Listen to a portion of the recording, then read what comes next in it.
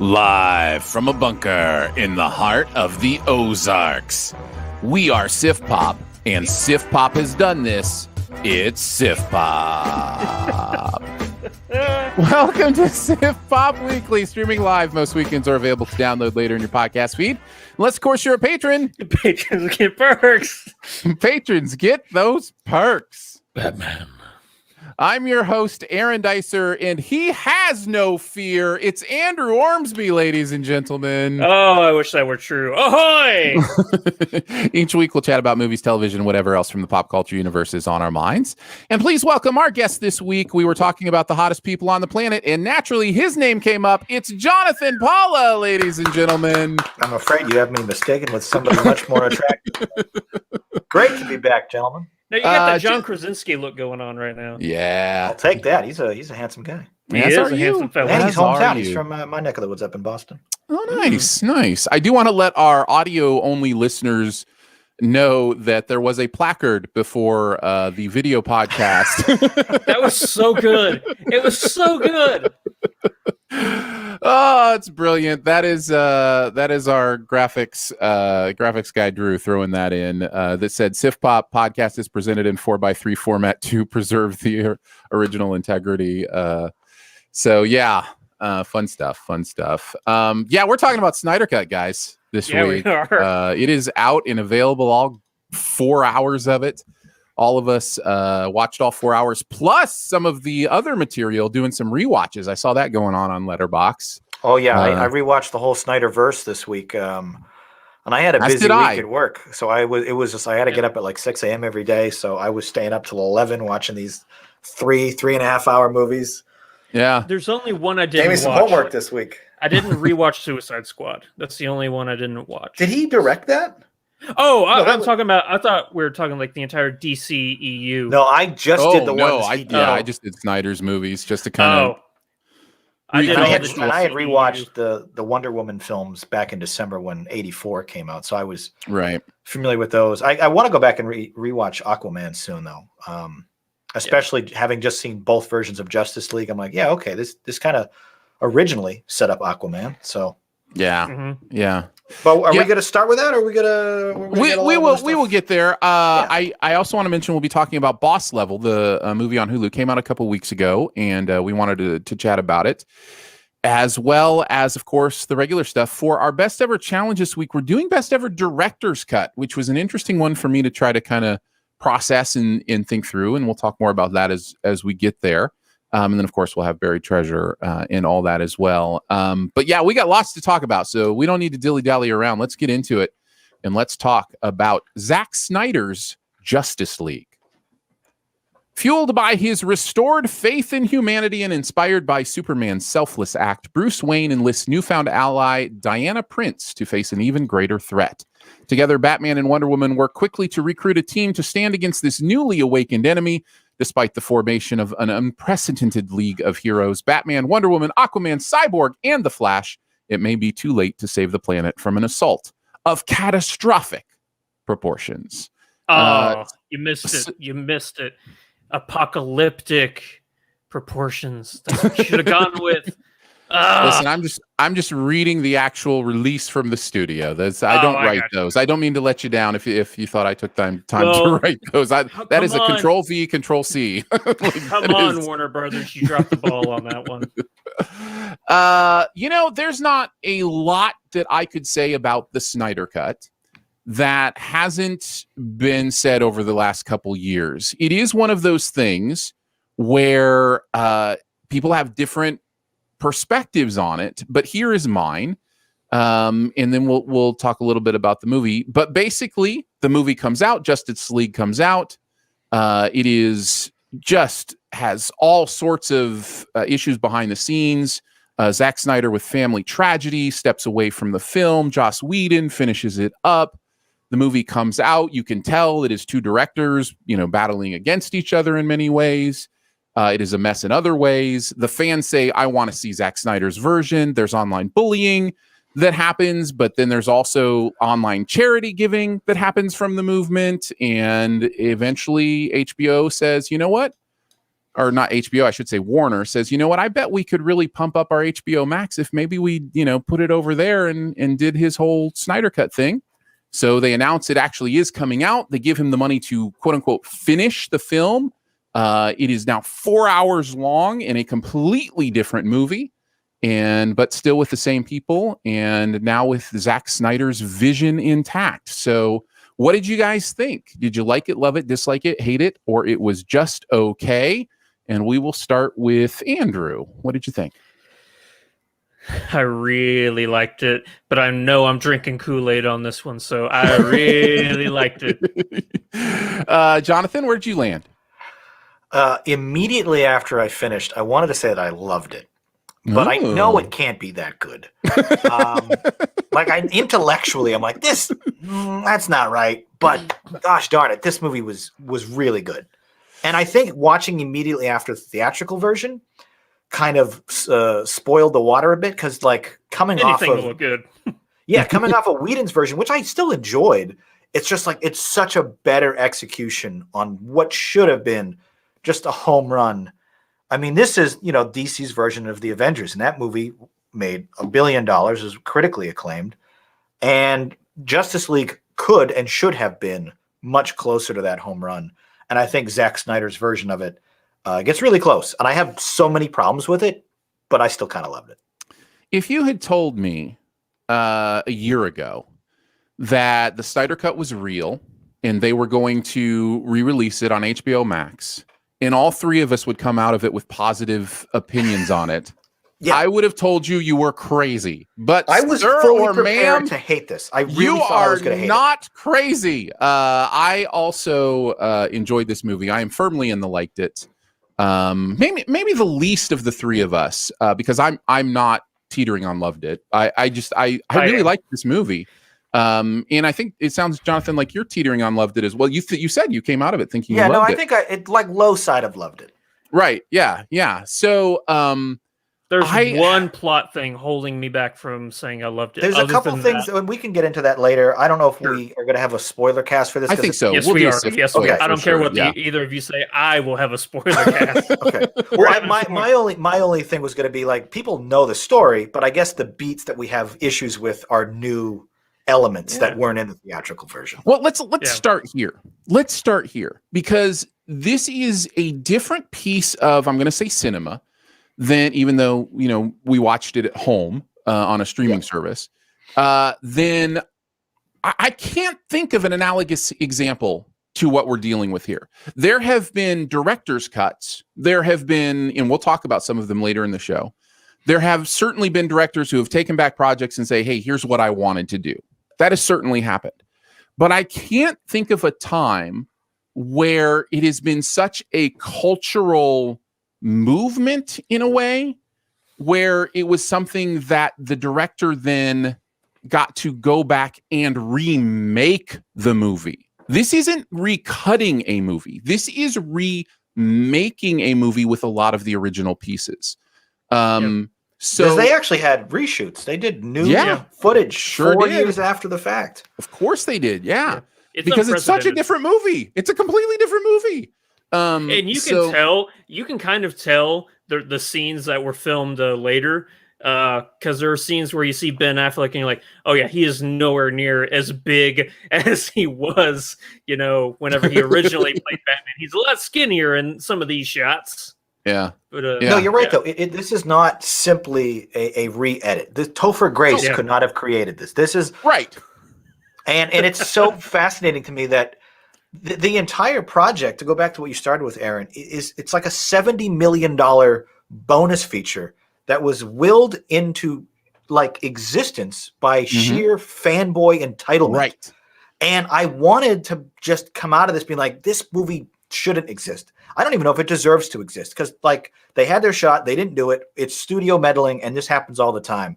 But so many people were so vocal for so long, and they got their wish. Whether or not these entitled fanboys deserved it is another thing. But the movie works. I can't believe it came out functionally. Fan persons, fair. That's fair. Yeah. And I really am so surprised by every part of this that genuinely looks and sounds as great as it does. So my question then is, knowing that there really isn't anything that has happened like this, at least that I can think of, how does that impact this product, both for good and for ill? I think for good, you have a situation where a filmmaker who did not get to, by the way, we should say, as mentioned in the preamble, he didn't get to even finish the project. It's not like this was a finished project of his that he's going back. He left early. So to be able to see a movie come out, see all the response to it, and then get to redo it, that gives you a little bit of, that's like the world's biggest test screening, right? This is the real ability to see what fans reacted to, what they didn't, so of course it's going to be that's a huge positive for this movie, is it has the ability to have hindsight. And that's not something every movie has. Well, Zach has never seen the theatrical cut of Justice League. Yeah, he's been bragging about that. Yeah. He's never seen it, which is okay, that's certainly impressive. He's heard, feedback. You know what I mean? I'm not saying that he's, been in a bunker for the last 4 years. No, he's heard.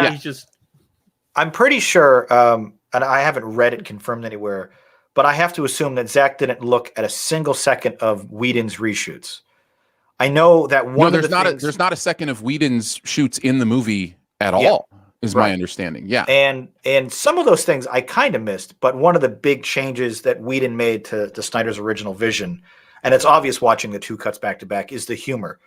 Warner Brothers not only mandated bring this monstrosity down to 2 hours, but it needs a lot more humor. It needs a lot more jokes and levity. And there's small little moments they went back and added. They reshot closer to the original production schedule, not 4 years later. And some of those I thought kind of worked. And there were moments in the theatrical I enjoyed that Snyder didn't keep in because he didn't even know they existed. But I think that's one of my early negatives for this, is that it's so serious. It's almost operatic. And I get that that's Snyder's vision. It has been consistent with Man of Steel and Batman vs. Superman. But it's so very dour sometimes. Well, this is Snyder, though. In addition to rewatching Man of Steel and Batman v Superman: Dawn of Justice, Ultimate Edition. Yes, you got to watch the Ultimate Edition. I did watch the Ultimate Edition. Yeah. I also rewatched Watchmen, and Watchmen is my least favorite Snyder movie. And it bumped up a couple notches because I think, and by the way, when I say bumped up, I hated that movie. So bumping it up didn't even put me in liked it. It just put me more in all right, I get it. But he is just the king of grayscale, dark, rainy, dourness. That's his thing. And if you're going to put him in charge of your expanded universe, you got to know that. You have to know this is the movie he wants to make, right? So it doesn't surprise me that the movie turned out that way. Having said that, it's not without humor. There still is. Oh, Barry Allen's humor. Great. Yeah, there is still some humor in this. So it's one of those things that it's just a different kind of humor, and it's much sparser. And I think you're right that some of that stuff is missed, but it's only missed because we know it's in the other one. You know what I mean? Like, I think fair. if you would watch this without the other one, I don't think you come away from this going, oh, there's no humor in it, because I do think there are some funny moments. I think we come away from that going, yeah, but remember when Aquaman sat on the lasso? You know, like it's one of those things in that we kind of have going on. I think the greater point I was making is, aside from some of those little jokes, I don't know that there's anything in the theatrical version I missed. Yeah. Besides like a couple little moments that I'm like, I kind of like those quick little bits of levity. They don't need to get rid of all of them, but I understand, obviously, if he never even looked at Whedon's reshoots, then he's not going to have access to it to begin with. But I think outside of that, this was top to bottom a better movie in like every single way a movie can be better than another version. I think it is a testament to trusting the artist. I really do. And I think it is okay that the studios who are really taking the brunt of the investment here, let's be honest, if you're talking just business-wise and money-wise, the studios are the ones who reap the rewards, and they're the ones who feel the pain if it fails financially. So it is right for them to have input. It is right for them to protect their investments. I totally get that. But I think somewhere the needle peaked the wrong way. Somewhere within the last couple decades, studios became, we're going to protect our investment by really meddling and not trusting their artists. And I think the more you actually trust the artist, even if you don't like Zack Snyder's Justice League, it's a better movie because it's a consistent vision. Oh yeah, I think the word consistency and cohesion, I saw it in, especially watching the two versions back to back, so many examples of chopped up action in the theatrical version. When Steppenwolf steals one of the first mother boxes from Atlantis, there's a very brief scene with Aquaman and Mera where they're fighting underwater, and Steppenwolf grabs the box and shoots off back to wherever, Russia. And it's brief. It's like a couple of cuts and a punch and an explosion, and he's gone. And then in the full version, it's like, oh, there's an entire sequence here. There's there's a rising tension, and then Aquaman comes in, and then there's like this crescendo of action that builds, and a choreography of geography where like the movement actually makes sense. And it's like, oh, this was here the whole time, and you just cut like Aquaman enters frame, he leaves frame. We can get rid of everything in the middle as long as he's still going left to right. People will be fine following the direction. Like, no, you cut out an entire fight when he entered frame left. Oh man! And like just seeing that, but I get it. Like that adds another 5 minutes to the runtime. So Whedon had to just go in there with a hatchet and just, for reasons I don't understand. It's obvious Warner wanted MCU type movies. It is so obvious to me that they saw what the success MCU was having. They hated the feedback they got about Batman v Superman, which, by the way, is still a very flawed film. They're like, this movie improves that movie just in hindsight a little bit, but it is still a mess. Dawn of Justice is a mess of a movie, but it's also probably because Warner wanted to rush the process, right? And honestly, I don't know that Snyder could have made a 2-hour version of this movie that works. I think part of the reason it works is because he was basically given 2 movies to make it work. And, you know, in hindsight, I guess here's a good thought experiment. Definitely, there's no way Justice League works under like 3 hours, in my opinion. But if they had not put the horse before the cart, or the cart before the horse, and actually developed a Cyborg and or Aquaman movies prior to Justice League, can you do this in 3 hours? If we already knew who Cyborg was. Yes, 100%, because you get all this. By the way, this, we're not going to spoil here. We will do a SIF spoil, but just in a general broad sense. This movie does stuff with Cyborg that I loved so much, and we'll get into specifics in the spoiler. Yeah, which is to say, you could have done that. He has an actual origin and arc and development. Yeah, all of that was absent from the original. There were moments of Cyborg's story that actually brought me to tears. Like, I'll just say that where he is, there's a scene, I'm very vague here, but where he is witnessing a woman go through her life. And I'm watching, I'm like, how did you cut this out of the original theatrical cut? This is emotional. It gives meaning to why Cyborg is doing the things he's doing now. Victor Stone is just a fascinating character, and for them to him-ha because he's the least well-known of the Justice League members, that they just kind of threw him in to that theatrical cut. They're like, okay, everybody knows Aquaman, everybody knows Superman, Batman, Diana, Wonder Woman, and the Flash. Not a lot of people know about Cyborg, so we'll put him in the movie, but he's not really going to get, the attention that he deserves. In the theatrical cut, we never see Ray Fisher's actual human face once. And that's crazy to me. Oh, we only ever see him as Cyborg. We don't learn how he got there or what he looked like before, what he was like before. And just the fact that Snyder's cut includes some of that, like flashback and before his changeover to being cybernetic, is such a welcome addition. Like, okay, I actually can connect to this person as a character because I'm not just, he's here. We're actually introduced to him, how he got his abilities and why we should care about him. And it makes such a difference in caring about the characters when we actually know who they are. Because I don't really know who Cyborg is outside of watching him in other animated Justice League properties. I really only know him through this.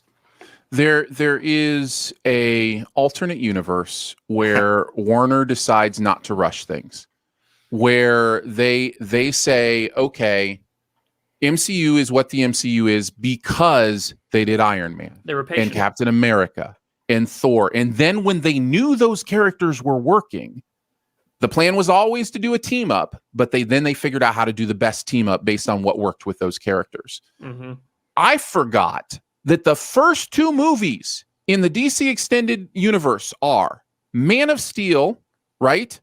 And then Batman versus Superman. Yeah. That's the second movie in the Extended Universe. That's before Wonder Woman. How insane is that? Like, there should have been a Batman standalone movie with the new Batman. There should have been a Batfleck movie before Batman v Superman. The Wonder Woman movie should have come out before Batman v Superman. Then maybe you do a Batman and Superman meetup movie where the whole point isn't that they fight each other. Maybe they fight each other at the beginning just because they don't know each other, but then it's about more than that. And then you go into a Cyborg movie and a Flash movie, and then you do Justice League. We just now are watching Snyder's Vision in 2021. Imagine if instead in 2017 we got Cyborg. 2018 we got Aquaman as scheduled. And then in 2019 or 2020 we got the Flash's movie. Then we get this. It would have been such a monumental difference in both box office returns and just perception. It would have been a game changer, but they were impatient. They couldn't wait. They wanted their cake and to eat it at the same time. And it's like, guys, you can't just dump Endgame on us and expect to make $3 billion. Like, Marvel released 22 other movies first. You can't just let's just make a big movie. Everyone will love it. Like, no, that's not why it worked. Yeah. All right, we've talked about a lot of the overarchingness to why the story this didn't work. The movie made. Why it works now, but let's talk specifically about the movie itself. What are some things that worked or didn't work for you that the movie does? And if you need to compare it to the other one, that's fine. I just mean this movie as a movie, what works about it, what doesn't? Andrew, why don't you start?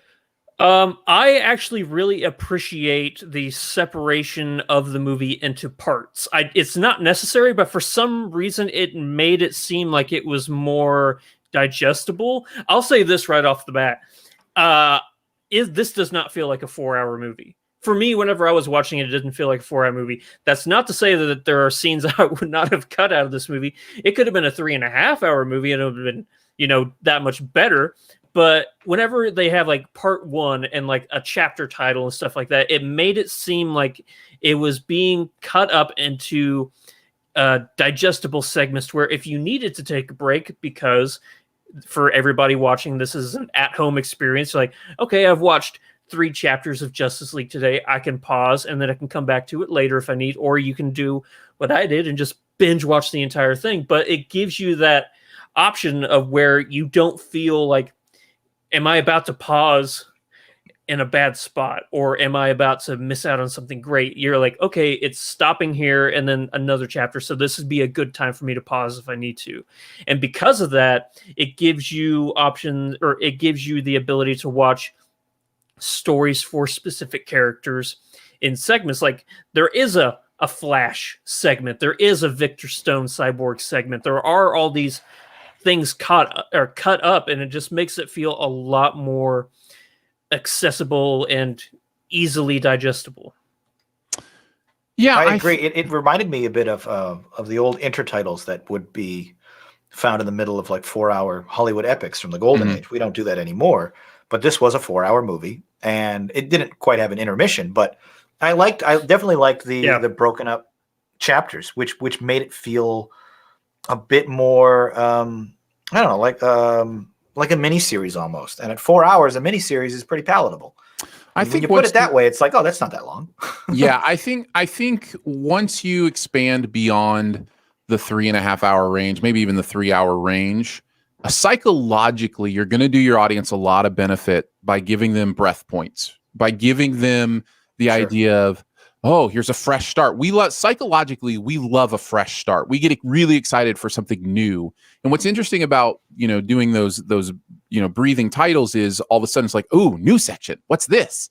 And so psychologically, I think that really does help a lot. Now, story-wise, I am ambivalent. I think in many ways I understand the psychological trick that they do, but I didn't gain anything from them story-wise. Like I didn't in many ways it's narration or, other things that movies do to move you along and get you through. It's like, the better experience for me is always going to be just visually watching the story unfold. And when you break from that, I get it, but I'm ambivalent about it. I don't think it serves the story necessarily. And there are some movies that do it terribly, where there are, these titles that are supposed to, be something, but they aren't something, or, whatever the case may be. I'm thinking of a movie I love, like love. And in fact, I just watched it recently and love it even more, which is Bad Times at the El Royale. Love that movie. Just watched it again and it like jumped up in my estimation, but those title cards are awful in that movie. There are so many of them and they don't indicate anything about that you need to know. Like it starts off being like a room 1, room 7, and you think, oh, they're just doing, that's kind of fun and clever. And then one's Washington, DC. And it's like, there's like 30 seconds of it takes place in Washington, DC. The rest of it's still at the hotel. And then there's one that's like back to room 7. And in that section, it's like all over the place. It's in the lobby and then it's in, a different city. And then it's like, at that point, you just, what are you doing with your title cards? So I do find them to be annoying when you try that trick too much. But I think here it's necessary and understandable. So, yeah. But the takeaway from that, besides your ambivalence to the story and the title cards, I'm sorry, besides the title cards, you had an ambivalence to the story. Yeah, in general, as far as their impact on the story, and they didn't serve me in any way. Well, what did we think about the story proper? It's kind of a simplified thing, right? We have the big bad comes down from space, wants to obliterate the entire planet, and we have to get Earth's 6 mightiest heroes together. I think that this is a case of where a lot of us, me in particular, were comparing it to the original in the sense of, yes, it is a very simple, bare bones bad guy coming down. We got to stop him. But whenever I compare to the original theatrical release with Steppenwolf, and now I actually, with this version, understand Steppenwolf's motives, and I see like all the reasons why he's doing the things he's doing, and it actually makes sense. Cannot wait till we get to spoiler talk to talk about this. But whenever I see all this stuff, that's where I'm going, okay, so they do it better here, ergo it's a better story. But that doesn't make back to Aaron's point though. I agree. Steppenwolf receives like legitimate backstory and dare I say motivation in this movie. We actually understand his motives, whereas in the original it's just bad guy wants bad box. Okay. But irrespective of the theatrical, if we had never seen that, going in cold to Snyder's version, does it work? I feel like the story's still kind of thin, but I also don't know that I care because it looked really cool. And I kind of like that it's just, okay, magic boxes, stop. Okay, I get it. That's good. I'll say this. I think there's MacGuffins are always interesting. There's a balance in using them. You don't want the story to revolve around them so much that the fact that they're meaningless at the end of the day ruins things. But you also don't want to use them so sparingly that they seem like a throwaway, right? I think this movie does that well. I think story-wise, this movie holds together really well. And I agree with something both of you have said, and I would go even further. And I think the main factor in this story working so well is the villain, is expanding the villain. Yes, it was great to see more Cyborg and Flash, but it's Steppenwolf. It really genuinely is the expansion of understanding Steppenwolf that fixes this movie for the most part, story-wise. So, and he looks good it's simple. Now too. Yeah. Yes. True. Yeah. He looks really cool. Man.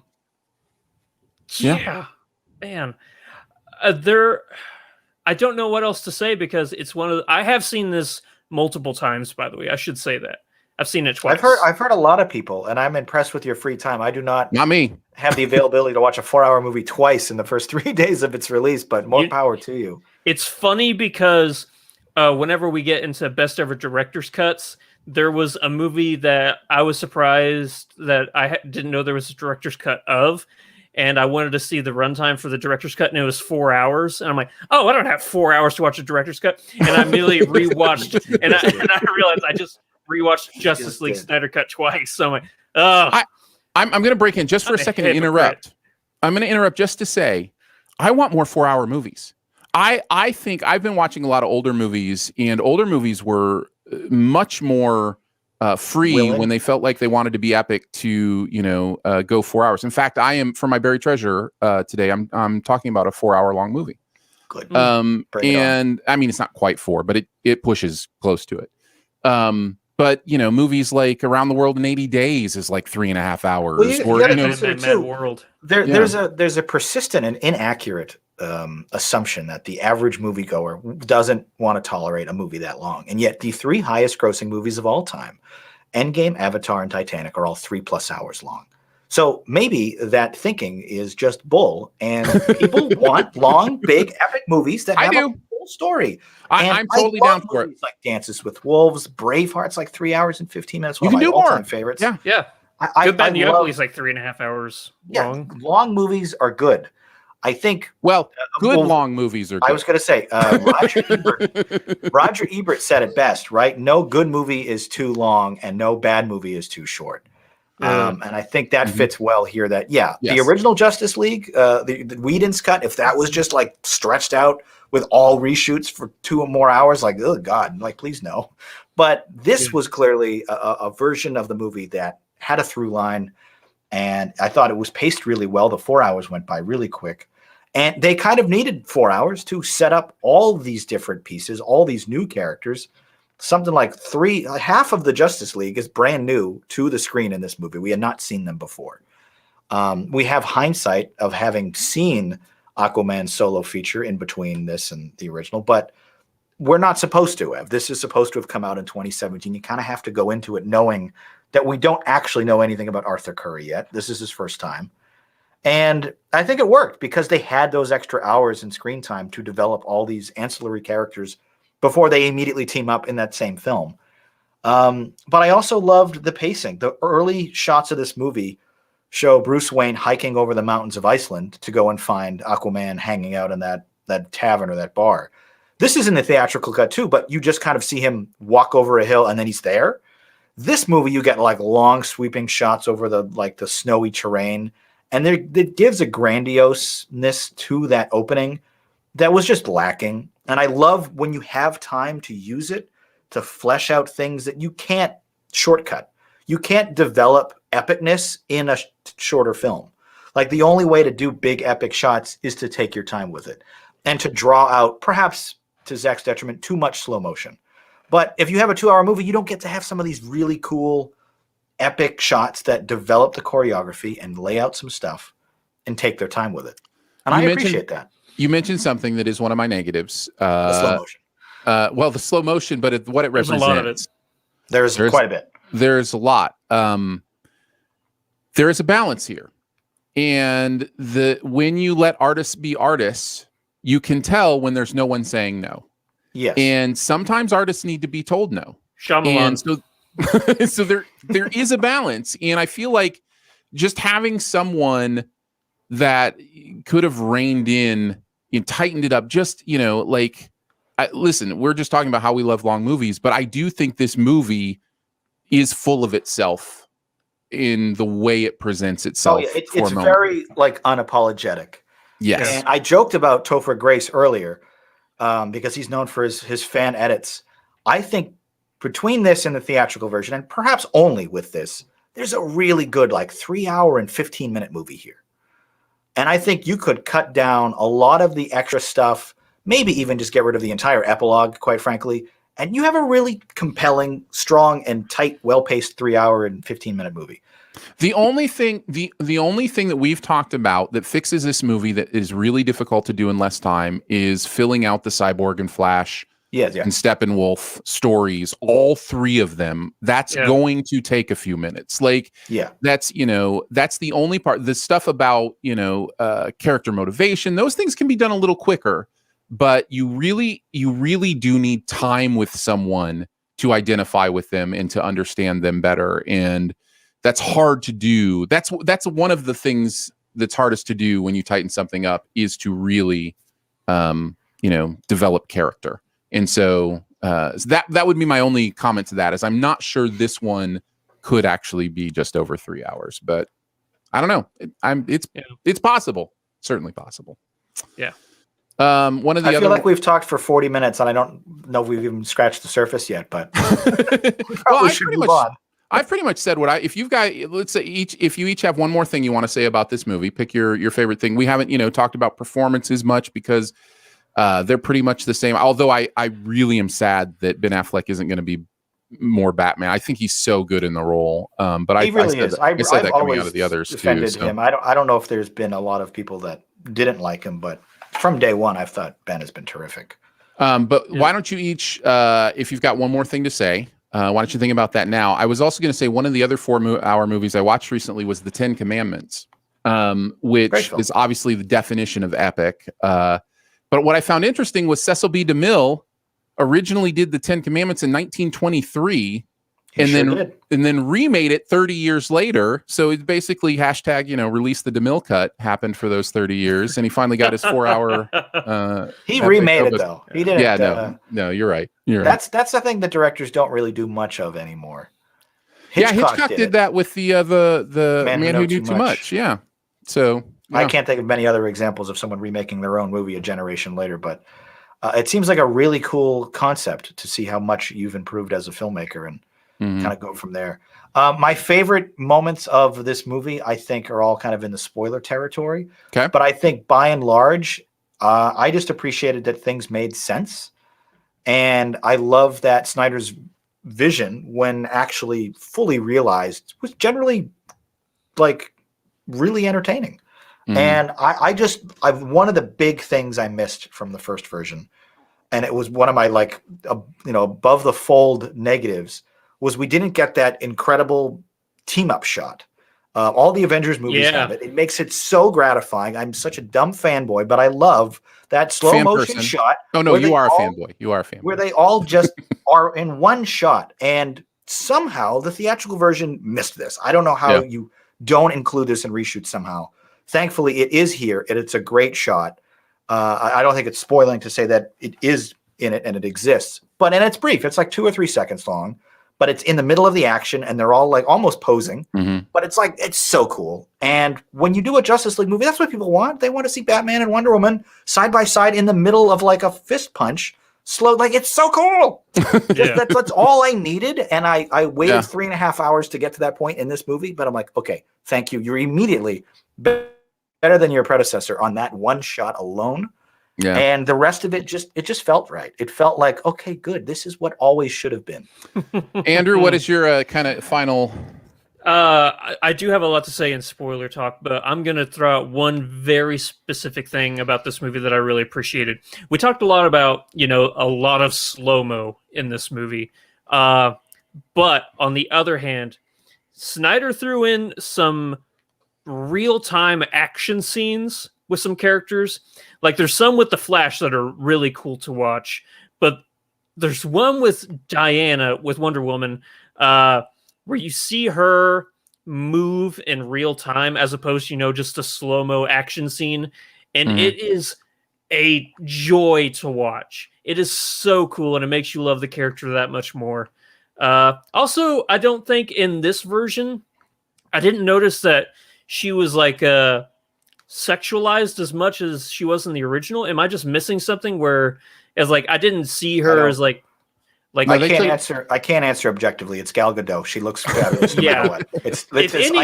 She could be wearing a paper bag and be like, she's sexy. I don't know what you're talking about. If anything, I think that the character that's most sexualized in this movie is Jason Momoa, because 100%. And he looks great too. He's fantastic. Every scene he's in, he has to take that shirt off, and to where it doesn't even make sense for him to take the shirt off. He's taking that shirt off. Yeah, I really appreciated that they actually had some real-time action scenes in this. No, that looked really, really slick, because we always see the Flash and Quicksilver from their perspective, where everything slows down to a stop. But occasionally we see it from the outsider's perspective, and it's like, oh, what? Huh? You blink and you miss it, and like everyone in the room has been rearranged, and it's like, oh, cool. One final thing. I want to get your opinions on the aspect ratio. Before you ask the question, I do want to answer what Andrew said. I actually did. I do believe this was much less male gazy, I think is the phrase, than the other version. I think very specifically they took out a couple of those lower from behind, shots that are definitely meant to emphasize butt cleavage, booty shots. Yeah. So I did recognize that. I did think that was a little bit different. But go ahead, John. I was going to say, what do we think about the aspect ratio? Presenting it in 4:3 to quote unquote preserve Zack Snyder's original vision. I want to hear you guys before I sound off on this, because I do have an opinion. Man, I'm going to sound like I don't really care, because if you think you're missing something, you aren't. You aren't missing any information. It's not like they cut stuff off the sides. This is how they shot the movie. They shot it with the intent to frame it in IMAX. It was shot entirely in IMAX to frame it that way. Now, psychologically, I can see how you feel like you're missing part of the screen. But if you were to see it fill your whole screen, you'd actually be missing the top and the bottom. They don't have the information for the sides. So personally, I am going to maybe not even slightly, I'm going to land on the side of, I'm glad they did it this way. I want to see as much as the visual information as I can. Do I wish they had shot it differently? I mean, how do you wish that? It was in a world where they thought it was going to be showing on IMAX theaters. So if you lived in Wonder Woman 1984's time, you could just, make the wish with the Mandalorian. True. That would be my one wish. That would be your one wish. For me, the greater conversation is about directors shooting for IMAX versus, the regular ratios. And I think that is not, that one may be solved better now that theaters are becoming less of an impact. I don't know once we all go back if that's going to change, but I want directors to shoot with a very specific ratio in mind. I think you're always going to give it the best product when you're framing for a certain ratio. But they can't right now. They have to shoot with both IMAX and widescreen in mind. And that's I think that's unfortunate. I really wish they could just frame for one, because I think you're going to get the clearest vision. So, and maybe that's true here, because he just shot thinking about IMAX ratio. So I think I'm for it. I think I'm totally fine with it. Andrew? I honestly, it took me, I'd say about 30, 45 minutes before I even noticed it. Because it's not like I look for like the bars on the side as like a focal point or anything like that. But there were a couple times where the brightness contrast of the scene like really made it stand out. But here's the thing. It's a dark movie, and I don't mean tonally dark. I mean, it's shot dark for a lot of it, so you don't really pick up on a lot of this stuff. Like whenever Diana jumps down into a tomb, you don't really notice the space bars on the side. So there were a couple scenes where I did notice it, but for the most part, I was just focused on, the characters, and the characters are always, a central point of the shots. So And I watched it on my big screen too, so that may play a role in it as well. It didn't bother me. Yeah.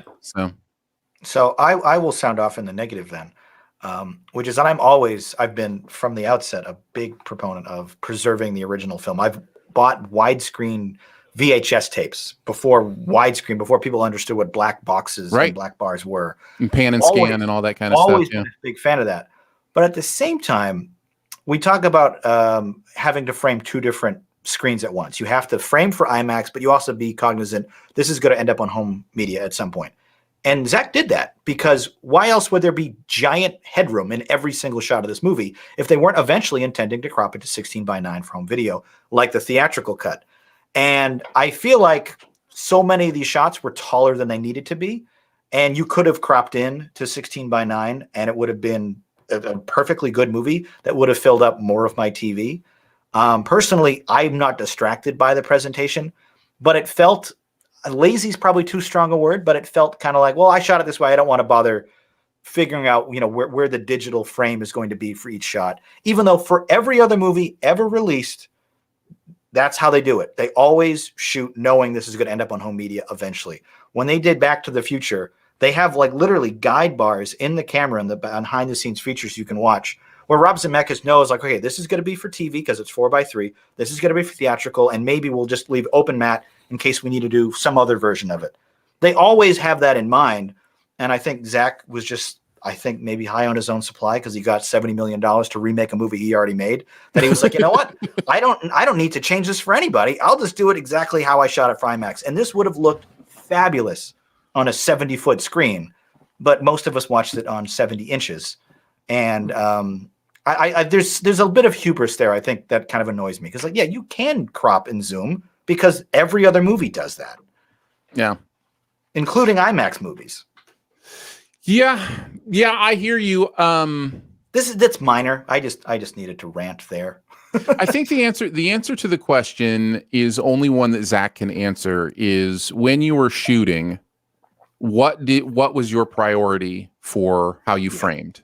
And you could be right that I think you are almost certainly right that whether there was a priority or not, he was certainly keeping in mind, at least with the original shoot, both aspect ratios. Now on the reshoots, who knows? Maybe he just shot those knowing this is always going to be. And I think my opinion completely changes if they had framed every shot to fill 4:3. But it was obvious they're leaving all this extra headroom above, Ben Affleck's head and all these close-ups. It's like they're obviously planning to crop in for home media or for theaters that aren't regular cinemas. I think only like 5% of theaters are IMAX capable.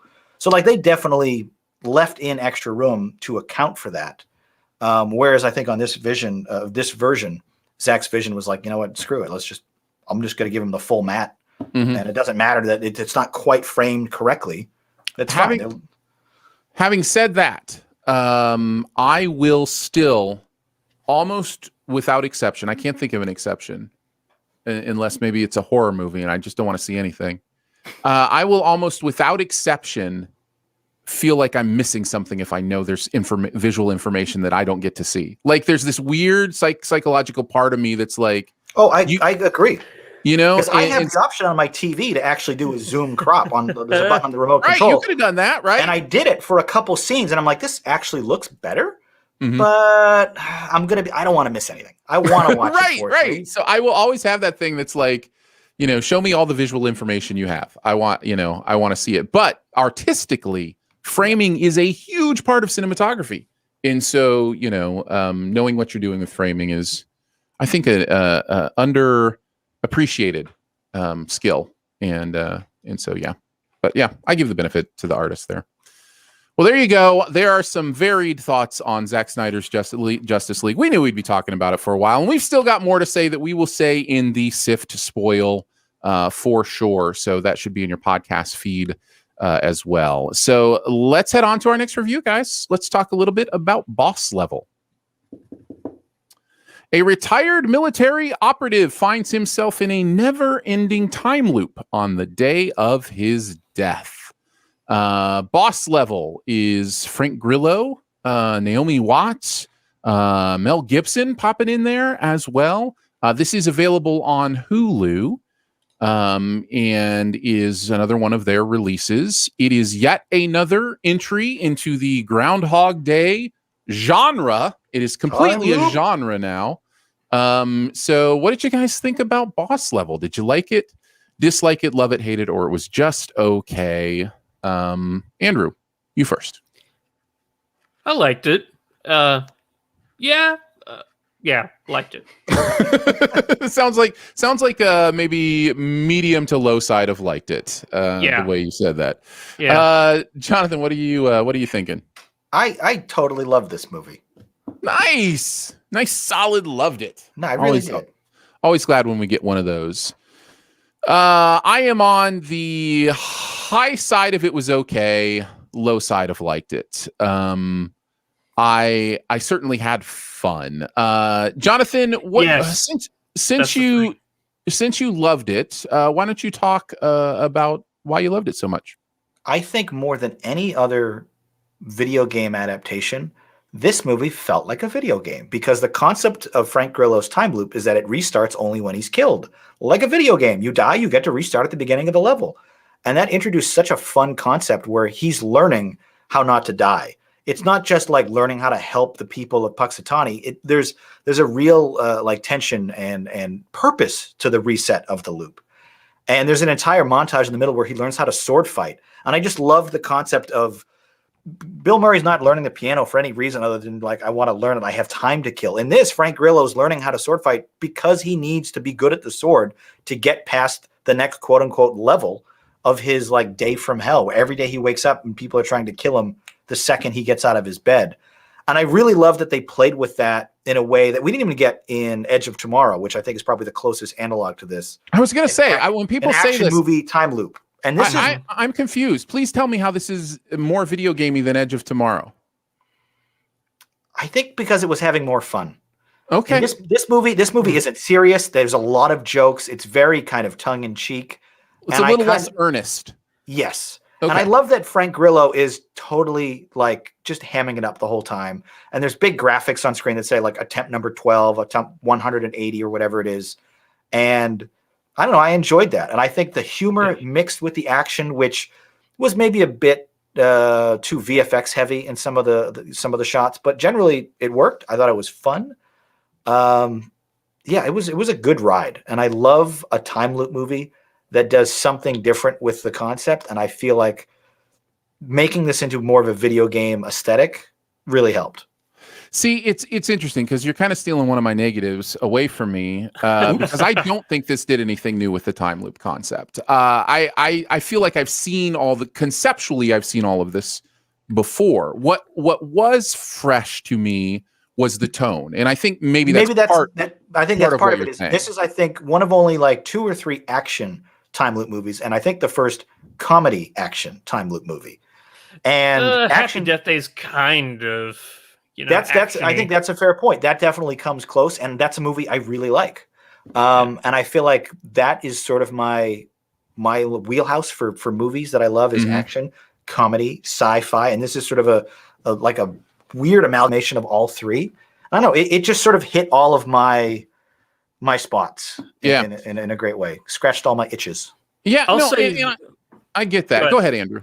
No, go ahead. I was going to say that, yes, I actually agree with John on the fact that this feels more like a video game than Edge of Tomorrow. But that's not to say that I think that this is a better movie than Edge of Tomorrow. No, Edge of Tomorrow is a phenomenal film. Yeah, this is a couple points lower, but I think to be compared, I was going to say to be compared to Edge of Tomorrow was always like a favorable comparison, no matter who you're. Yeah, that's a compliment to get compared. But sure. But I think that there's also the analogies, between him actually playing video games at certain points in the movie, but also you see stats show up on the screen. Like you see, attempt number, which is very statistically, those are things that you would find in a video game. Where Edge of Tomorrow, it feels more like a traumatic life experience / nightmare. that sure, it takes the subtext and makes it actual text, right? Exactly. Like it takes the subtext of Edge of Tomorrow and just says, "Oh no, we're not messing around. This is the actual text of the movie." Yeah. And like exactly like what John said, as in a video game, you're meant to have fun, and it feels like this is a fun ride to go on, as horrifying and grotesque and brutal as the movie can be. It's very much that Dark Souls mentality of I'm just gonna keep fighting this boss for 15 times, but I only have to kill him once, and I also agree with everything you said, Aaron. I don't think that this adds anything new to the Groundhog Day Live, Die, Repeat genre. It's just tonally different. That's all. I think, I think the reason I even push into the liked it part of this is almost solely in the hands of Frank Grillo. I think he is so much fun in this movie, and I love his wit. I love kind of the sardonic nature of I was going to say he definitely has like this cynicism and sarcasm. Like he doesn't care. This is just like just get it over, just kill me so I can restart. This seems like the kind of character Frank was born to play. Yeah. And I haven't always loved him in other projects. He's in one of the Purge movies, right? One of the bad ones. One of the bad ones. And like I kind of take it or leave it in the Captain America Winter Soldier, but this I feel like he's so fun in this, and there's something about his gruff sarcasm and his just like absolute does not care attitude that I really appreciate it, because I think that is the biggest difference to the time loop formula is his tone and sort of the persona he brings to it. There's in many ways tonally it's almost a better version of something like was it Hardcore Henry? Was that the name of the movie? The first person. Kind of first person the FPS movie idea. Yeah. It kind of reminded me tonally of that, but like a better version of that wasn't so locked into its premise that it kind of, suffered. And because of that, I had a lot of fun with this central character. And because the movie rides on his shoulders, I had a great time, with the movie. I have a lot of complaints about this, a lot of things I didn't like about this movie, but because he is so good, I still had a great time. I wanted to hang out with him. Not like about it. Well, Andrew, I think you were starting to say something. So if you had something on that you wanted to say. As a pro, I'm going to throw out this. I was shocked that this movie got me on an emotional level. There's like a segment of this movie that I was like, oh, this is pretty depressed. Like it's happy, but it's also super sad. Complete miss for me. Complete miss for me. The emotional you know what I'm stuff. Talking about, don't you? Yeah, I do know what you're talking about. I was just like, I don't connect to this at all. Like everything about this movie has told me not to connect to this. And now you want me to like kind of shift some sort of weird gear with, I don't know. Like you said, everything about this character is like, I don't care. There wasn't enough of character work done for me to buy into whatever it was trying to do to me emotionally. I'm inclined to agree that when Frank Grillo's character was more earnest and like heartfelt, I got what they were trying to do, and I kind of connected, but I didn't like emotionally really concern myself. It was like, okay, he's gonna get a happy ending. Like, all right, this is good for him, but like I'm not crying over it. Yeah. Oh, I also hated the ending of this movie. But I'll say this: for the majority of the movie, he has this "why does it matter" attitude. Him hauling around the day. But whenever it gets to those emotional moments, I can see in his performance, and I like Frank Grillo and a lot of stuff, but seeing him live out those moments, over and over again, just for that single moment, just to figure out. I'm trying to be very vague, obviously, but it hit me like now he is realizing what he has that he can fight and live for. Like what really matters. I will say at that moment I think did work, and I did appreciate that. Yeah, there's another part of this, and I'll go ahead and get into that. Was one of the big things that I just anytime this movie went away from what I was having fun with, it just kind of lost me. And the emotional stuff that you're talking about was part of that. Part of that is also the This isn't bad. This isn't horrible. This is just movies. This is just movies being movies. But there's just a big thing with this movie, a big cheat of, well, if you don't do anything, something's going to end the level for you. And it's just like, okay, I get it. It's a movie being a movie and trying to do its concept, but there's just something. It just closed the universe off a little bit too much for me. In some ways, I totally hear you, but I feel like that's another video game thing. That is absolutely like there's time limits. There's things that Fortnite, where the map closes in around your players and you die if you just stay still. I would have respected this movie and probably notched it up so much more if there was, and I guess this is spoiler because this isn't the twist, but if the twist was he was actually in a video game, all of a sudden a lot of this stuff becomes, more fascinating to me. But we're supposed to be watching an actual conceptual idea of the real world. And so, and again, this goes back to the MacGuffin conversation and really the machine and the concept, all that is a MacGuffin. I totally get it. But I like Andrew, the other big thing for me was the ending. And because I don't, no, it was another one of my big negatives. Another thing. Okay.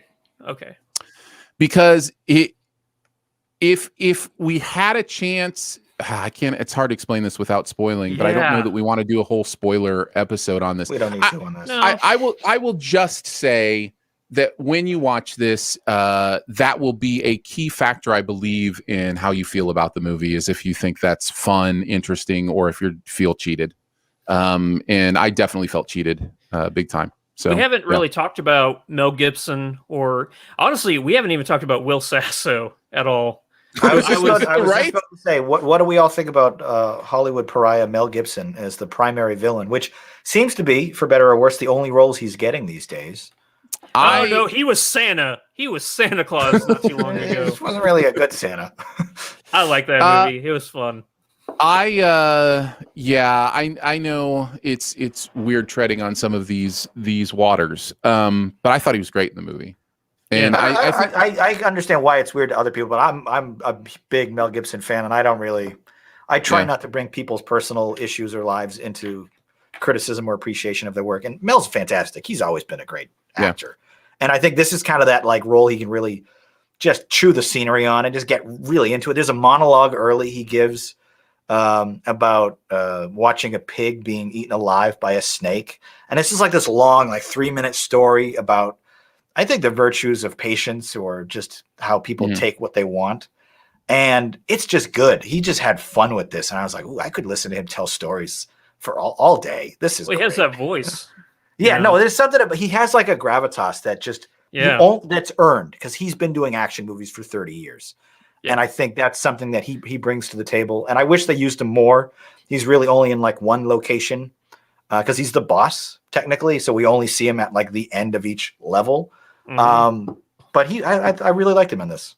One of his better performances in a while. The other part of the video gamey nature of this that felt inauthentic to me, like I mentioned, the conceit of, something ends it or whatever, is the mini bosses. It was so manufactured to be a video game that, again, it takes me out of feeling any kind of authenticity into this world. So again, a twist where it's no, it was actually a video game. All of a sudden that all makes sense, but we don't get there. So it's not Serenity. I just felt, oh man. This movie is better than Serenity. Let's be very, very clear. And we're not talking about the Firefly movie when we're talking about the Serenity. This movie. We're talking about all right. Yeah. Which I am one of 4 people that liked that movie. I appreciate that it existed, because it is just absolutely bananas. It's bonkers. It is bonkers. It's so crazy. It is bonkers. Yeah. Any other thoughts, guys? I think I've said my piece. I think you can come away from this understanding why Frank Grillo's awesome, and he, on his shoulders alone, he has perpetuated me into almost breaking the liked it barrier. But I think if you're a fan of shut your brain off pulpy action that I am, you're gonna have a great time with this. And secondary thought, if you're a fan of Boston's eponymous debut album, Foreplay - Long Time features prominently in this, and it is awesome. That song slaps. Put it in every film. I will love it unconditionally. Boston's long time is an all-time banger. This has been Needle Drops with Jonathan Paula. The fact that everybody in this movie had fun making it, you feel that come through the screen, and it's kind of infectious. So you have fun along with them. Yeah. Well, there you go. That is Boss Level. It is available on Hulu if you want to check it out. And I think it's still a recommend from all of us. I mean, especially if you're already subscribed to Hulu, throw it on some night and I think have fun. From what we just said, you'll know whether or not you want to watch it. Yeah, I think so. I think that's right. Before we head on to the Best Ever Challenge, another huge thank you to our SIF Pop members. You guys are amazing. And a reminder that if you would like to support SIF Pop and be a member, you can do that at Patreon, patreon.com/SIFTPOP, SIFTPOP. If you have started hearing in your podcast episodes, some commercials pop up. That is another way that we support what goes on here. If you don't want commercials, members don't get them in their member podcast feed. So that's another little bonus if you head that way. And there's lots of fun stuff there as well. You can check it out again at patreon.com/SIFTPOP. And again, a huge thank you to those who are SIF Pop members. We appreciate you and we love you. All right, let's go on to the Best Ever Challenge. We're doing Best Ever Director's Cuts. When I had sent the email, I'd said we're actually ranking the Director's Cuts. And then I realized I actually haven't seen a lot of Director's Cuts. So I will do my best. There actually are two on my list that, well, I think one. There's technically one on my list that I haven't even seen, but I wanted to talk about. This was definitely I should check it out.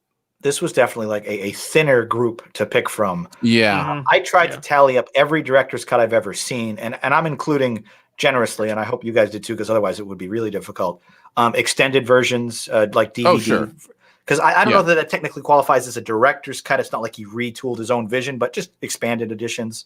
And even all that said, there's only like 10 or 11 films that I think even qualify as like a new cut, at least in a significant way to qualify for such a category. But I have 5 ranked. I ranked 5 as well. So let's go through them.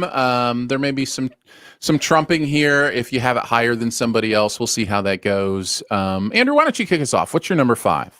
I'm gonna go with Watchmen. Whenever I first saw this movie in theaters, I hated it, like truly hated this movie. But the director's cut, I think, was a pretty good improvement on it. It's still the worst soundtrack for a movie ever. It's actually impressive how bad the music choice for this movie was. And honestly, I think there were a couple times in the Snyder cut where I was like, I wouldn't have chose that song. And the Justice League Snyder cut or the Watchmen Snyder cut? No. Yes, both actually. we didn't touch upon it, but I felt the theatrical version of Justice League had a better score. Danny Elfman did better work than the ancient lamentation music that kept playing. We'll I'm not talking about like the score is one thing, but the soundtrack, like the songs, like the actual songs that too I didn't care for, are really bad. But I do think that Watchmen, the director's cut, makes the movie a lot better. I still would only come away saying that I kind of like Watchmen now. Visually, I think it's beautiful, but I think that the story was lacking from the original. And they just kind of improved upon it. Well, I haven't seen either, so I guess I'll seek out the director's version. I'm guessing that's what I saw. Is that the version that's on HBOMax? Yeah. I'm guessing. Maybe that's why I liked it a little bit more. I thought it was longer than I remembered it being. So I didn't say like any kind of special edition or anything. It just said Watchmen. So I'm assuming, I again just watched this. So hey, here's another director's cut I've actually watched apparently. And it's still, I still don't like it, but I think it made more sense to me. And now I'm wondering if that's because it was recut, because I remember being very confused the first time. I thought this time it was because I had come through the Lindelof show and had done a little more research on the comic itself, even though I've never read it. And so I thought maybe that's why it made a little more sense to me, which probably has an impact as well. Sure. But even so, I think this is a movie that is a mess when it comes to like audience investment. Like this movie never figures out what it wants its audience to feel about its characters, in my opinion. Like I can't figure it out, at least like what it's, how I'm supposed to feel about any of these people and what they're doing. But that may just be a me thing. So anyhow. No, not just you. You're good. Jonathan, what's your number 5? We already talked about it, but Batman vs. Superman, Dawn of Justice - the Ultimate Edition is a lumbering title and a lumbering film, but the extra 30 minutes really, really help elevate this one from sort of a confusing mediocrity to cohesive entertainment. And this confusing mediocrity to cohesive mediocrity. yeah. I would say this is still a deeply flawed film, but character motivations make a bit more sense. We get more of the action. And I watched these two versions years apart. So a lot of it was, I remember this being kind of crap. And then I watched it again this week, the long 3-hour version. I was like, this is really good. Did I remember it wrong? Or were those extra 30 minutes the big difference? I'm inclined to be a bit of both. Maybe I just have been softer in recent years on films like this. But the Ultimate Edition is, I think, for me, the way to watch this movie going forward. This is the one I haven't seen. So, and I'm going to be the first not to name a Zack Snyder film, by the way, in this category. We're just doing Zack Snyder films, apparently. I'm going with Sergio Leone, Once Upon a Time in America. This is the 4-hour one I was talking about that I hadn't seen. Yeah, I haven't either. And how are you naming a movie you haven't seen? This feels like a cheat. It is a cheat. It's totally a cheat. That's why I mentioned it before. Like I only have 4 that I've seen that I could think of. So that's fair.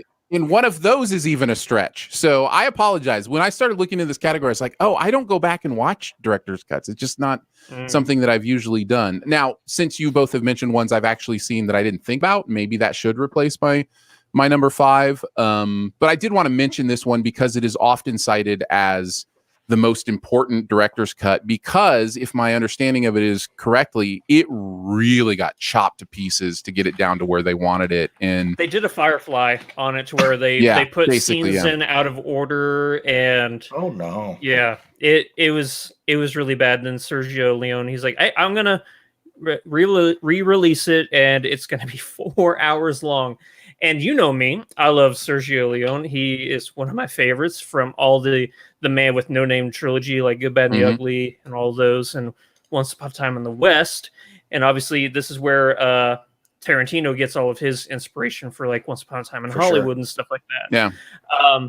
But I haven't seen it because it's such a long movie, and I haven't seen it either. And I'm wondering, so the longest version, that's like 3 hour and 50 minute, that's the one I should check out. That's the director cut. Yeah, okay. Correct. So I'm sure I will get around to seeing that sometime soon, but I have not seen it yet, but I did want to mention it, so I put it in at my number 5. All right, let's go on to our number 4s. Andrew, what do you got? If we were ranking how good the director's cut is compared to the original one, this would be my number 1, but I'm ranking how good the movies are, as a whole. Yeah. I get it.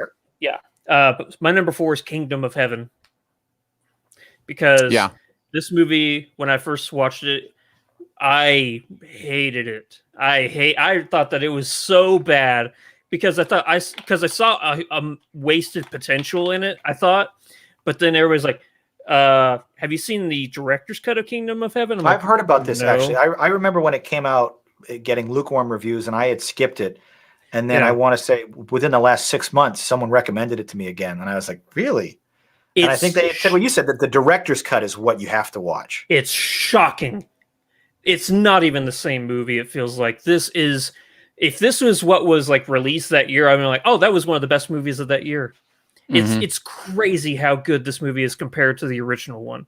The motivations for Orlando Bloom, seeing Edward Norton as the Leper King, it's such, and it's beautiful. There are so many shots in this movie that are like, this is gorgeous. Why did you cut this from the original one? It's one of those, as we talked about with Warner Brothers earlier with Snyder Cut, it's studio meddling, It is obviously a much, much longer movie, but sometimes a movie needs to be long to truly appreciate. And when it's a movie as big and epic as this one was, it was a crime to really cut it down and try and make it, an average length movie. It needed to be longer. Yeah. That's a good choice. That was in my honorable mentions of other ones I hadn't seen, but have heard like amazing things about the director's versions. What do you got, Jonathan, at number 4? I ranked mine differently than Andrew did. So my number 4 is actually one of my all-time favorite films. So if we were ranking it based on overall quality, this would definitely be number 1. But just based on how much it improves the theatrical, not much, but the extra 20 minutes added to Terminator 2 Judgment Day. Some okay. Well, there you go. Wow. Scared me with that. Goodness. Yeah, that is one of the most intense we've ever had. That was amazing. And honestly, I had no reason for it to be that emphatic of a Trump, but it just, the spirit took hold of me, and I'm like, I got a big Trump coming up here. You can only do that with Jonathan, who's very familiar with us and comes by often. Like if that were a new guest on the show, I'd never come back. Would never come back. I'm gonna watch the playback. I feel like I jumped out of my chair. It's like, Jesus, what happened? Honestly, I'm gonna have to watch it too because I closed my eyes and I just screamed, so I didn't even see what you guys did. Trump. Yeah. My number 4 then is the other stretch. I have Kill Bill, The Whole Bloody Affair here. As a director's version. I think that counts. That's not a cheat, but it is kind of like, it's a stretch. It's a little bit of a stretch. What's the Whole Bloody Affair? They take both movies into one. Yeah. Oh, really? He edited both. Yeah, he edited the 2 movies into one, which he says was originally what he wanted to do. But are there any other structural changes besides? I don't think so. I think it's just connecting them in what it took to, kind of connect the pieces. So okay. Yeah, but as a complete film, I do think it does work better. I just, there is something about, I get that there is a complete idea in both halves, but it is so much more complete when you see them as, a whole thing. So I did want to mention Kill Bill, The Whole Bloody Affair. So yeah, I'll allow it. All right, good. I'll allow it. As long as it's not Saving Private Ryan as a female's name. Hey, you weren't here, but I got a lot of positive support on that choice. So disagree. You are judged by a jury of your peers, which is that is true. That is true. Hey, listen, and it doesn't matter if Andrew wants to use his veto, he gets to use his veto. I get one veto a year, and that was it. He gets one a year, so there you go. Yeah. All right, let's move into our number 3s. Andrew, kick us off. What do you got at number 3? James Mangold has said that this is the version he prefers. There's nothing added to it or taken away, but I'm going to go with Logan Noir, the black and white version of Logan. He says that this is the version that he prefers, and I do like it. I think that it is... it definitely adds to that grittier tone. It almost made it feel in parts like Sin City, which I'm not a fan of Sin City, but it added something new to a comic book genre film that I hadn't seen, black and white. It was already, tonally a lot different from most comic book movies I'd seen. Mm-hmm. But George Miller did this with Fury Road as well, right? Released a black and white. He did, but I totally think that Fury Road is better viewed with all those. I love the color colors in that movie. It's just so like good. Absolutely just orange, bright colors. Yeah. Logan, I think, having not seen it in black and white, probably lends itself better to the monochromatic kind of noir look. I'm still going to go with that. I prefer the colorized version, but seeing it is like, it's something that I really appreciated. And I thought it wasn't a wasted gimmick. It actually had a good tone to it. Right on. Yeah. Nice. All right. On to, let's see. Are we doing our number 3s? John's number 3. Jonathan, you're number 3. Which is a familiar face. Superman, number 2, the Richard Donner cut. This, I think, is the closest analog to Zack Snyder's Justice League in terms of how different it is from the original movie. Every other pick on my list is just an extension, or they're adding in scenes, changing some things. The Richard Donner cut, I want to say, is like 40% new footage, and it has a very similar story to Justice League, where halfway through production, Richard Donner was pulled. I'm spacing on who replaced him, but they ended up reshooting a lot of the movie, changing the tone, changing the direction, changing a lot of the story beats. And Superman 2 is not by any means a bad film, but the Richard Donner cut, which came out like 25 years later in 2006, is definitely a superior film. And the characterization, the inclusion of Marlon Brando in The Portrait of Solitude was really cool. I think this remains Marlon Brando's last screen credit because it came out in 2006, long after he had passed. And maybe not long, but a few years anyway. And I don't know, there's a lot of improvements they made to the story. And it's obvious because this is the original version, the original vision of Richard Donner's vision. And it is definitely, I think, the version of Superman 2. If you're going to watch that franchise, this is the one you watch second. Richard Lester is Richard Lester, that's right. Very nice. That movie is bonkers. Superman 2 is the original or the Richard Donner version. I'm going to go with both. Actually, they have what's really interesting is both movies have a completely separate cold open. And it's like a 15-minute action sequence in both movies, and they're completely separate. One was filmed for one movie, one was filmed for the other. And on that alone, it's like this feels like a 14-minute bonus scene. Everything else is sort of structurally similar, but like the first opening is just a different film. Very nice. I guess that brings me to my number 3, which is Almost Famous, the bootleg cut. If you've never seen this, I highly recommend it. There are several extra scenes in it that I think do quite a bit to expand out the characters, including one scene that you actually have to play your own music to get. He could not get the rights to Stairway to Heaven. And there's a scene where he plays Stairway to Heaven for his mom, trying to convince her why he can go on the road and do this thing. And it's really a great scene and really helps build out that idea of why she would let him do this, which is one kind of my big questions, watching the movie is like, just let your, kid go out on the road and rock and roll. And so it really does add a lot, but you actually have to play your own Stairway to Heaven to feel it in its entirety for that scene. That's really fascinating that he wasn't able to secure the rights because I feel like Page and Plant gave away the music for the rest of the movie. I mean, Stillwater is very famously based on Zeppelin. So they gave their permission for everything else but their magnum opus, which I guess Jimmy Page can do what he wants, right? I guess so. But yes, check out Almost Famous, the bootleg cut if you get a chance. It is on at least one of the Blu-rays. I have been meaning to rewatch that, so I will seek out that version. Nice. Yeah, I love Almost Famous. Move on to our number 2s then. Andrew, what do you got at number 2? Judgment Day. This is where I got it. Well, let's talk about it. It's one of those things where it doesn't really add too much to it to where it's like it changes the movie and makes it completely different. T2 is still one of the greatest movies of all time, and everything else added to it is kind of just like icing on the cake sort of a thing. But it's like think of your favorite pizza and you finished it and now here's one more slice. Okay, is the original pizza not great? No, it was fantastic, but I'm still hungry, want more. That's the like the version of this. There's also a separate director's cut of Terminator 2 that includes a happy ending set in the future where Michael Jackson is name dropped as being 50 years old. And there's like, it almost looks like Back to the Future 2 with like the hoverboards and like the bright neon coloring and the clothing. And that version is tonally way out of step with the rest of the movie. Yeah. But it's a really interesting kind of look at what Jim Cameron might have gone with if someone else hadn't reined him in. Because it was filmed, they scored it, they did the visual effects for it, and then at the last minute, they're like, this does not fit. Just get Linda Hamilton to voice over whatever tape we have in the reel. And it's like, that shot of the pavement going by at night. That's good enough. We only need 35 seconds.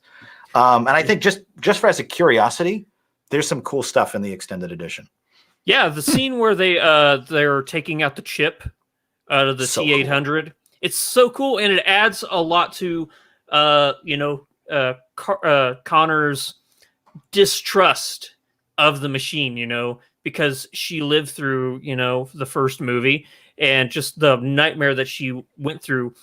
You get a lot more of her hesitation to trust the T-800 as opposed to in the original cut, you get a kind of fairly smooth transition from her being afraid of the T-800 to accepting him as John's protector, you know?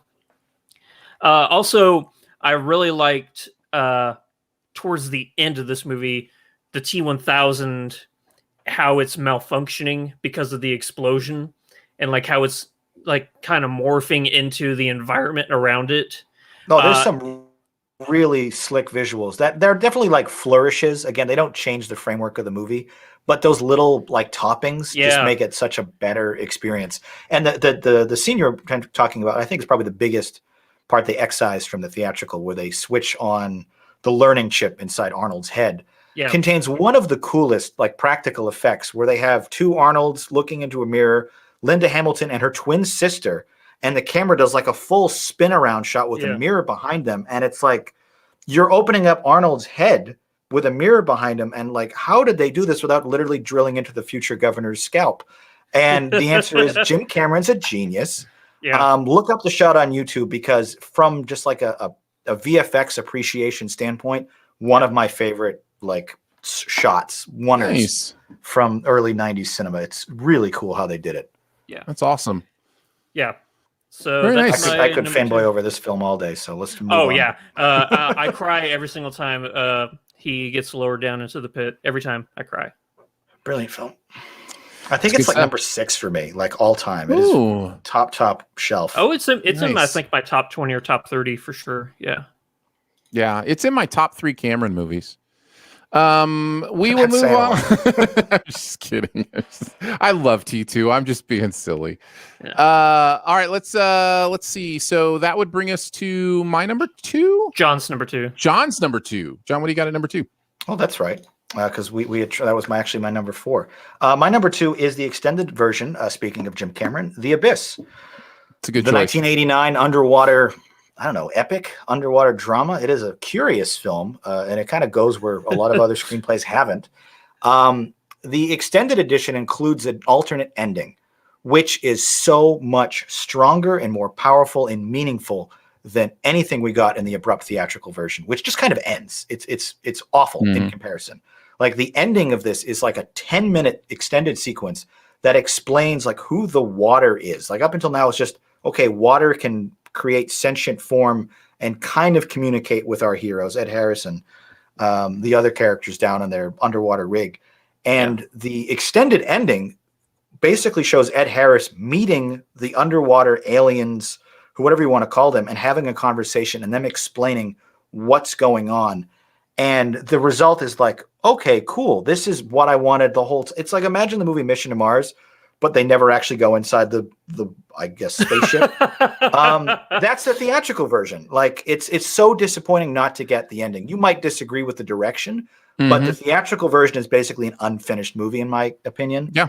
And seeing that, and which includes some awesome visual effects.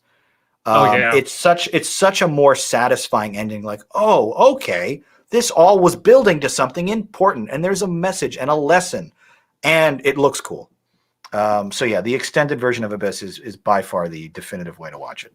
I'm going to add the director's cut extended to see the Abyss, because I like the first Abyss, or I guess I should say the first, but I guess theatrical release. Like you, I was like, I guess it's just one of those things that's going to be a mystery. What's going on? Yeah, and I don't like mysteries in movies like this where they've built up so many concrete scientific blocks. Don't cop out and say, it's just whatever. It's like, no, we're building an alien race. Pay it off. Yeah. Fair enough. Let's see. We're going with my number two now, which is a 1927 movie, Metropolis. It's interesting to call this one a director's cut because it's basically a director's restoration by not the director. But I think it is trying to give you the intended version of this movie as opposed to the one that even at the time was cut up and sent to the theaters that existed in 1927. So Fritz Lang, the German director, really doing stuff here that is so far ahead of its time, it's almost unbelievable. It's unfair. It really is incredible what this movie is doing in 1927 and how it informs so many movies after that. And it's very sci-fi. It's very much about a possible world that could come to exist, and yet it's full of emotion and character. And of course, it is a silent film, but the restored version has a soundtrack applied to it. The version I saw, which I think is the approved restored version, and I believe is on Amazon Prime, if you're a Prime member, includes music that is very modern. And I guess I'm okay with that because it's a silent film. So that aspect of it is I don't know. I found that interesting, but I really liked it. So I wanted to mention Metropolis as my number 2. If you haven't gotten a chance to check it out, it's definitely one I would recommend. I am curious which version of this I saw, which was a few years ago. I was just about to say the same thing.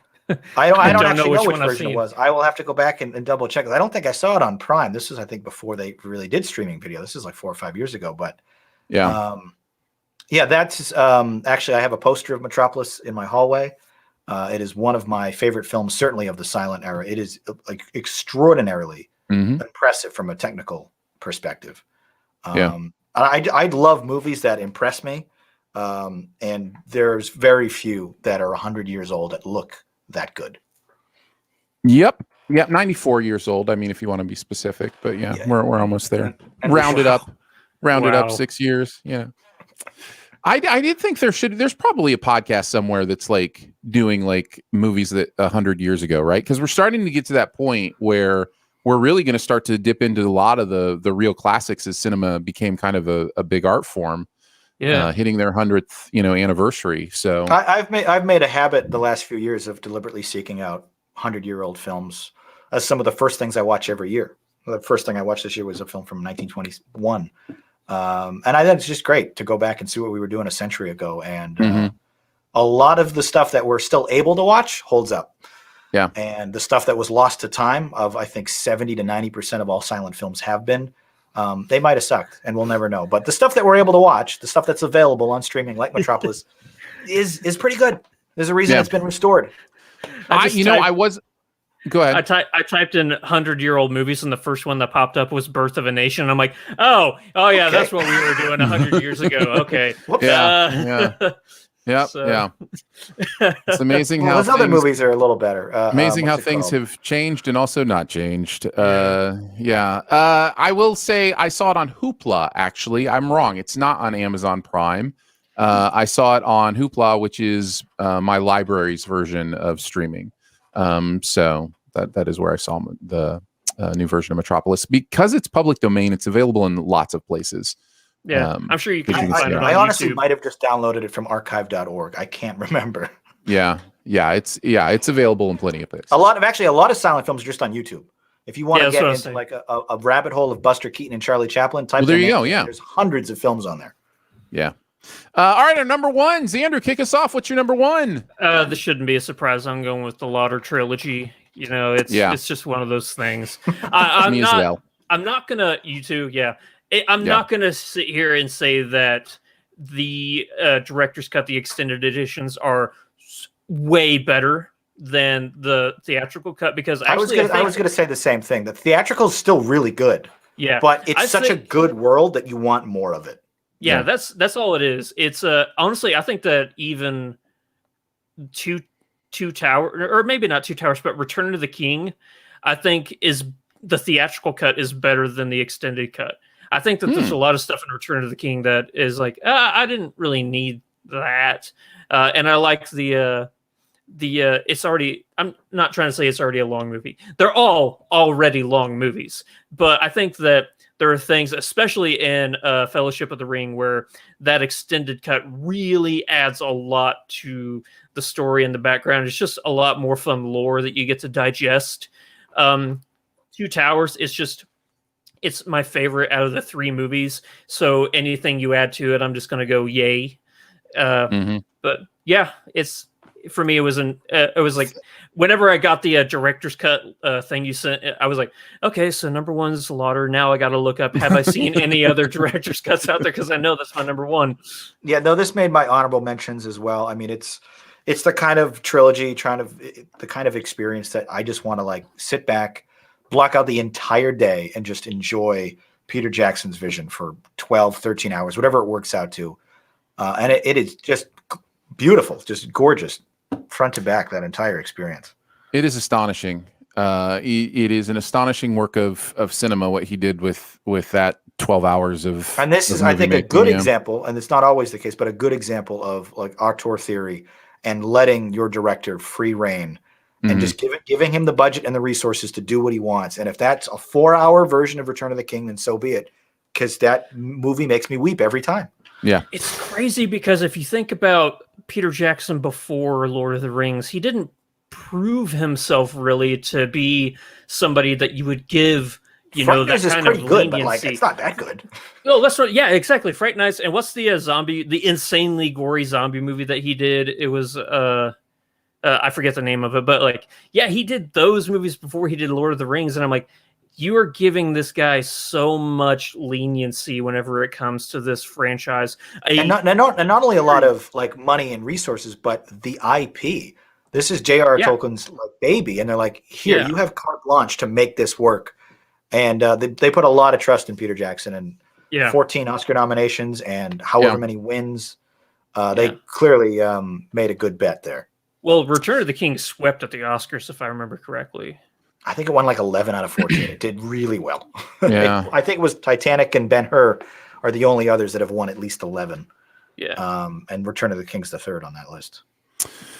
I singled out The Two Towers if we had to, which I don't think we have to, as my favorite of the extended editions. I think it just does some character work in that movie that I think really benefits the story.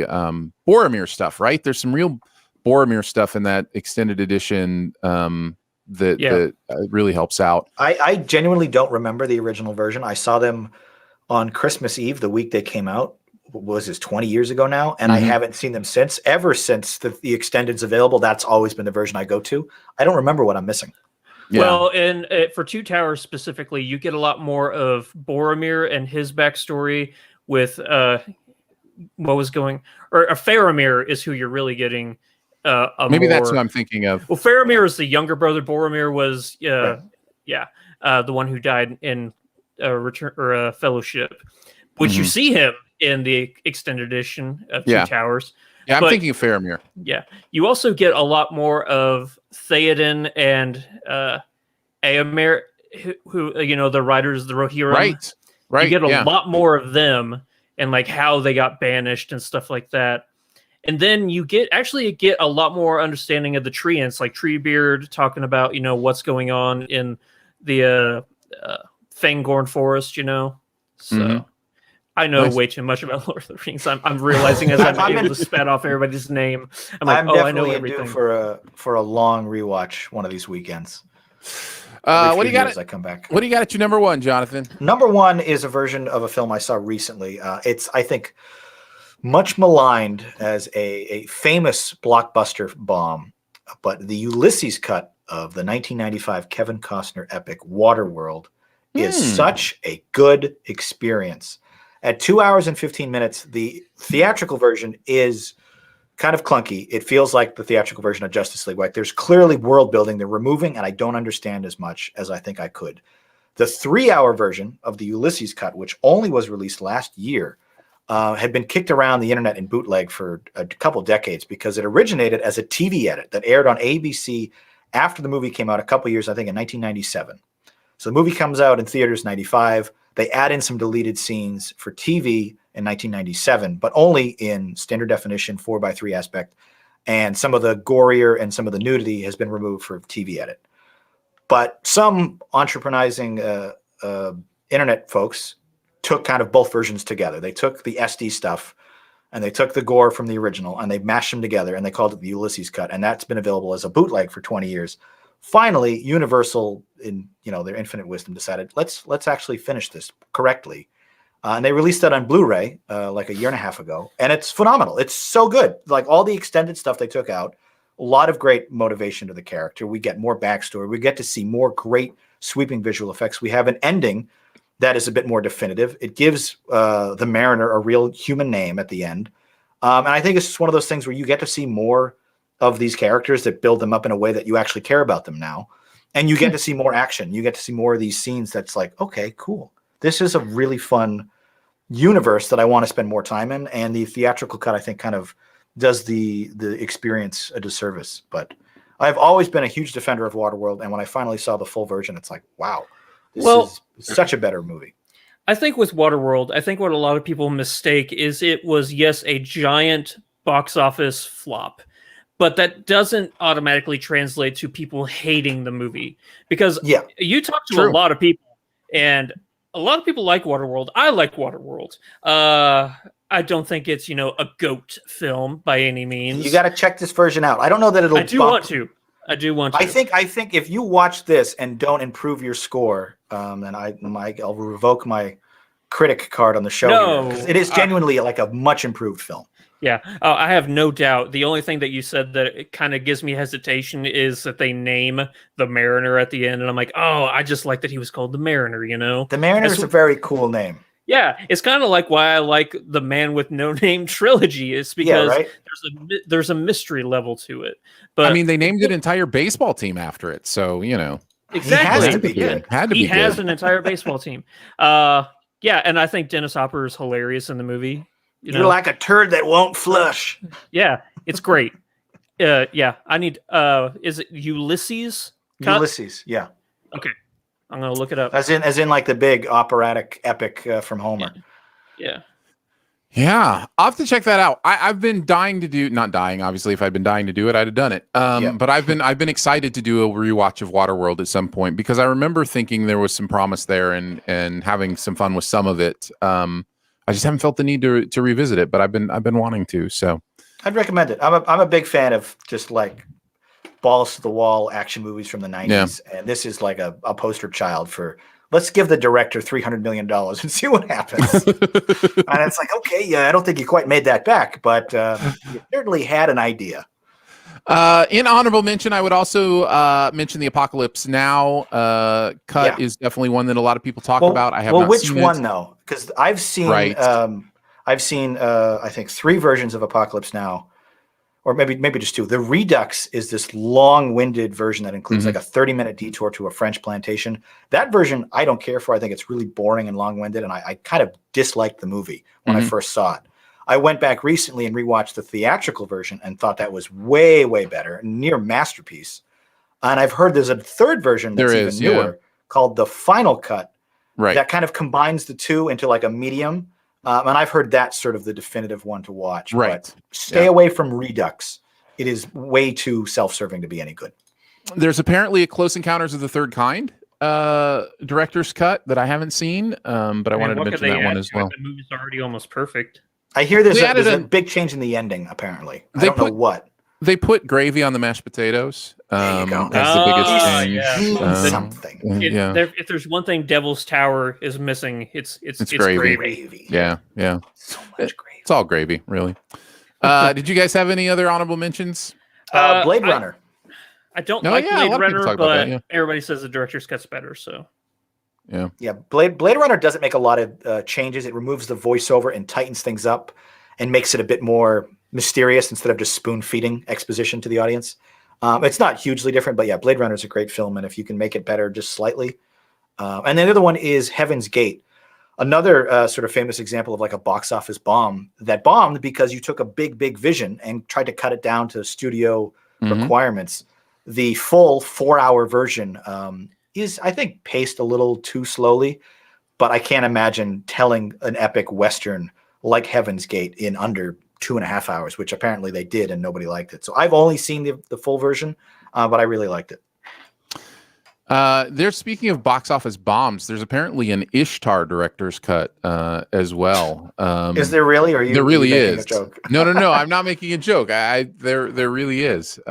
So yeah, I'd be interested in seeing that too. I only know of Ishtar because Waterworld was sort of jokingly referred to as Fishtar. Fishtar, right? Yeah, Fishtar as a like a condescension comparison. Have you never seen Ishtar? No, I have not. No. I don't know if I want to recommend it to you, but like I'm in. It's it's really interesting.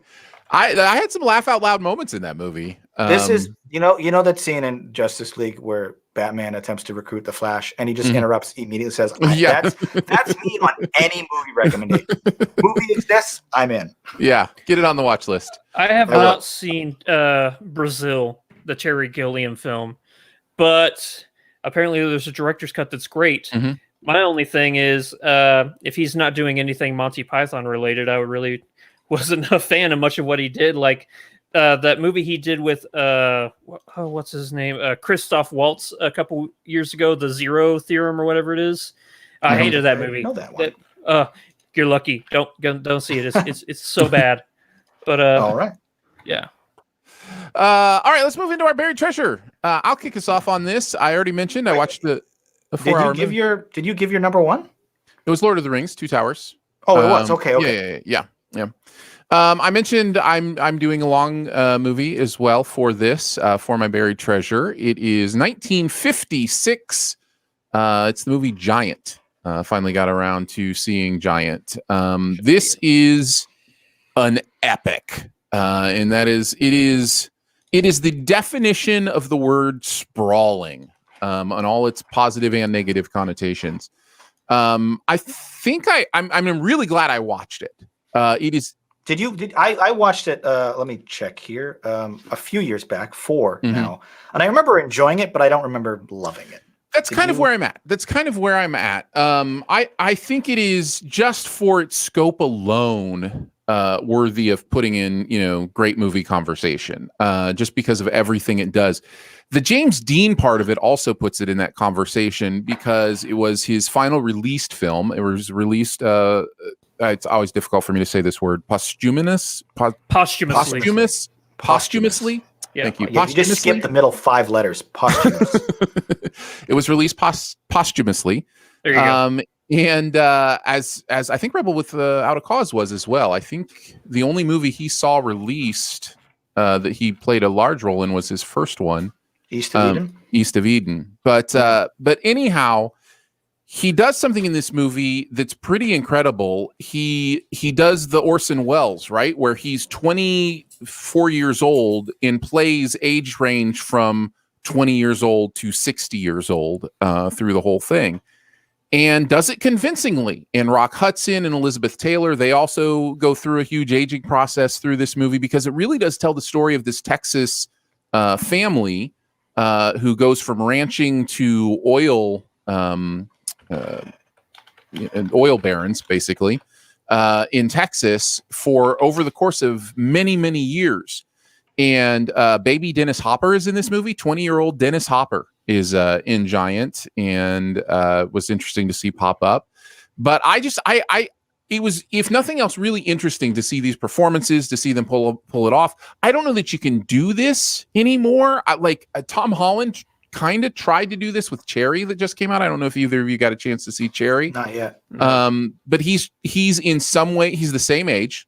So James Dean was Tom Holland's age right now when he made Giant. Yeah. So very, very young. And in Tom Holland, they try to age him up, for a lot of the scene. And you just don't buy it. And I don't know if it's just because resolution has gotten so much greater, or they're not using practical tricks to hide it as much, because it's not like James Dean is just hidden behind sunglasses and a veil the entire movie or something. It's he's right there, but it's for some reason more believable. And same with Orson Welles and Citizen Kane, right? There's something about it that just, you believe that's a 50 or 60-year-old man when it's really 25-year-old Orson Welles, So I don't know why they could do that back then, but it's much harder to do now. I think DiCaprio kind of did a little bit of this, although he was a little bit older, with the biopic that he did where he got aged Aviator? up. Aviator. Yeah, I think. Yeah, Aviator. So yeah, it just doesn't seem to work as well these days. Anyhow, it's definitely epic. It's definitely long, but I'm glad I watched it, and I certainly get the love behind it. It's also the movie was very surprising to me how socially conscious the movie was deliberately being. I noticed that a lot when I go back and I watch old movies, especially from the 60s. How forward-thinking and progressive a lot of the values are. And it's like, oh, yeah, we have been racist forever, but we've also been pretty progressive, at least Hollywood, for a long time too. Yeah, that's refreshing to think, because when you think back to the rosy 50s, you kind of have this, at least today, this tainted perspective that everyone was kind of a closeted bigot, but that's not the case. Just some of America, and they still are today. But it's interesting. Like, oh, this is like a really progressive message for a 65-year-old film. But I think a lot of the racial biases were it was back then. It wasn't that they were closeted; it was that they were uncloseted. I think that's probably, that is a lot of the difference. Is there was a real comfort with racial biases. It wasn't, or racism. I should just say racism. Yeah. But this movie really speaks to the racial aspect of things in a way I wasn't expecting. The final shot of this movie, spoilers for a 70-year-old movie or 65-year-old movie.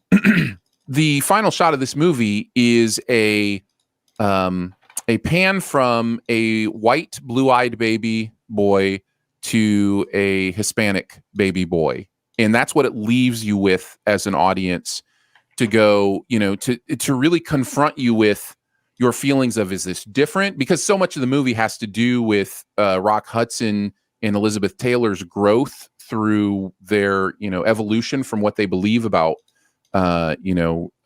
racial things, as well as feminist things. There's some feminism here too that's really interesting with the Elizabeth Taylor character.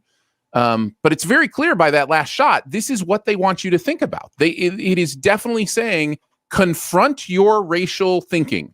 And what, does a white baby boy with blue eyes, does that create different feelings in you than a different race child? And I don't know. I wasn't ready for that. I was really surprised by how directly socially conscious this movie was. So, yeah. So anyhow, Giant is the name of the movie. And I guess I like that, like 3+ hour films has just been the theme today between right? Lord of the Rings and Waterworld and Justice League. It's just like, bring it. Yeah. Carve out your night, folks. We got some recommendations for you. Well, like what somebody in the chat said, it was like Drew saying that this feels like a director's cut because this is a particularly long Sif Pop episode. It's the director's cut. No, this is the original cut. This is the original cut. We'll get the Phil cut somewhere down there. I've never been on an episode shorter than like 100 minutes, so this is normal for me. Yeah. Maybe you should take that. Maybe what does that say about having you on, John? There's just so much more to talk about when you're here with us. I ramble. That is not what I meant. That was not the intended meaning. Giant is on HBOMax. If you want to check it out. Andrew, what do you got for your buried treasure? I am going to go with a documentary. It's fascinating. I think it's crazy because the movie that this documentary is about is not good. It's a bad movie, but the making of the movie is what's fascinating. It's called Roar, the most dangerous movie ever made. Ooh, is this the movie with the This is the movie with the lions that what's his name did in the house in Africa? Yeah, well, it initially it was inspired in Africa, but it was Noel Marshall who actually took a trip with his wife, who we all know, and his kids. His actual family was in this. Yeah. Tippy I watched this a year ago. It's absolutely bananas. It's he shot a movie where there's a shot in the movie where he gets attacked and mauled by a lion, and they're like, leave it in the print, it's fine. Every single day there was a mauling of one of the crew or cast members. All right, I got to watch this documentary because my wife and I watched this movie a year ago, and we're like, how did this is insane. People are being mauled on camera, and they're like, okay, keep it going. Yeah, there's not really a story. It's just like, what if we just got a bunch of big cats and put a camera in the same house? Yeah. 150 lions, tigers, jaguars, leopards, cheetahs, and just other big cats are in this movie. Wow. Yeah. It's fascinating. Tippi Hedren, who we all know from Hitchcock's The Bird, that's Noel Marshall's wife. And then their daughter, Melanie Griffith, who we all know, is in this movie as well. Yeah, he cast his family to be in this movie where every single day somebody would get bitten, clawed, and they had a wing in the local hospital that was dedicated to cast and crew that were working on this film, because they knew once a day somebody at least was going to get attacked. And actually, I forget the director's name, but he was the director of the movie Twister. I forget his name. He was from Holland. Jean de Bont? Yeah. Jean de Bont. He was That's right. He did Speed too. Yeah. He was the DP on this movie. Yeah. He got his face almost bitten off. They show like scars like go around. I would definitely recommend the movie proper, because that's a trip, and it's a great movie to like riff with friends, just get drunk and watch this movie because it's wild. And I remember joking to my wife, like, it's a miracle that we got the 50 Shades of Grey trilogy, because it's what's her name? Dakota Johnson almost didn't exist because half of her lineage is in this movie and they almost got killed. Yeah.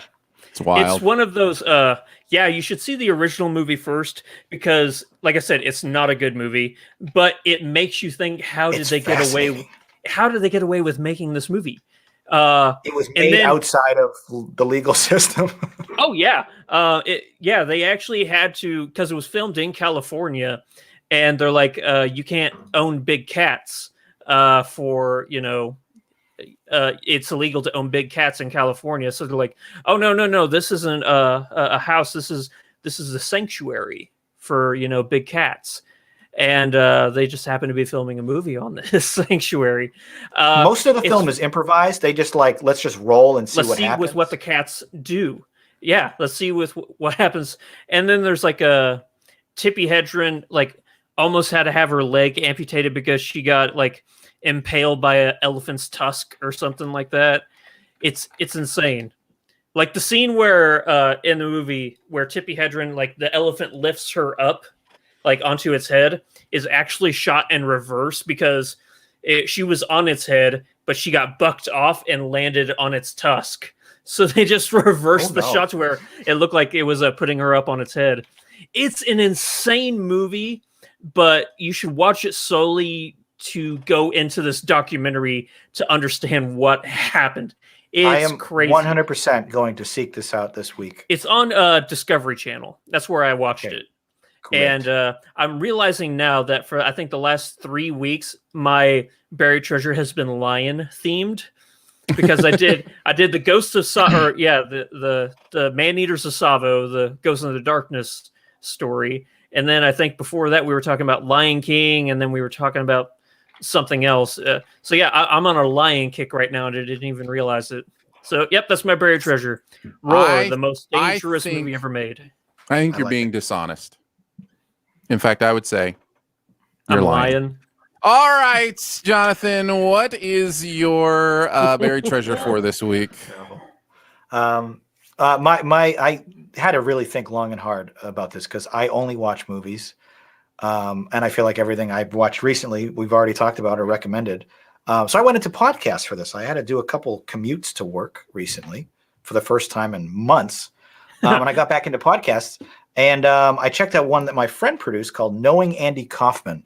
And this is an 8-part series that does a deep dive into figuring out who he really was.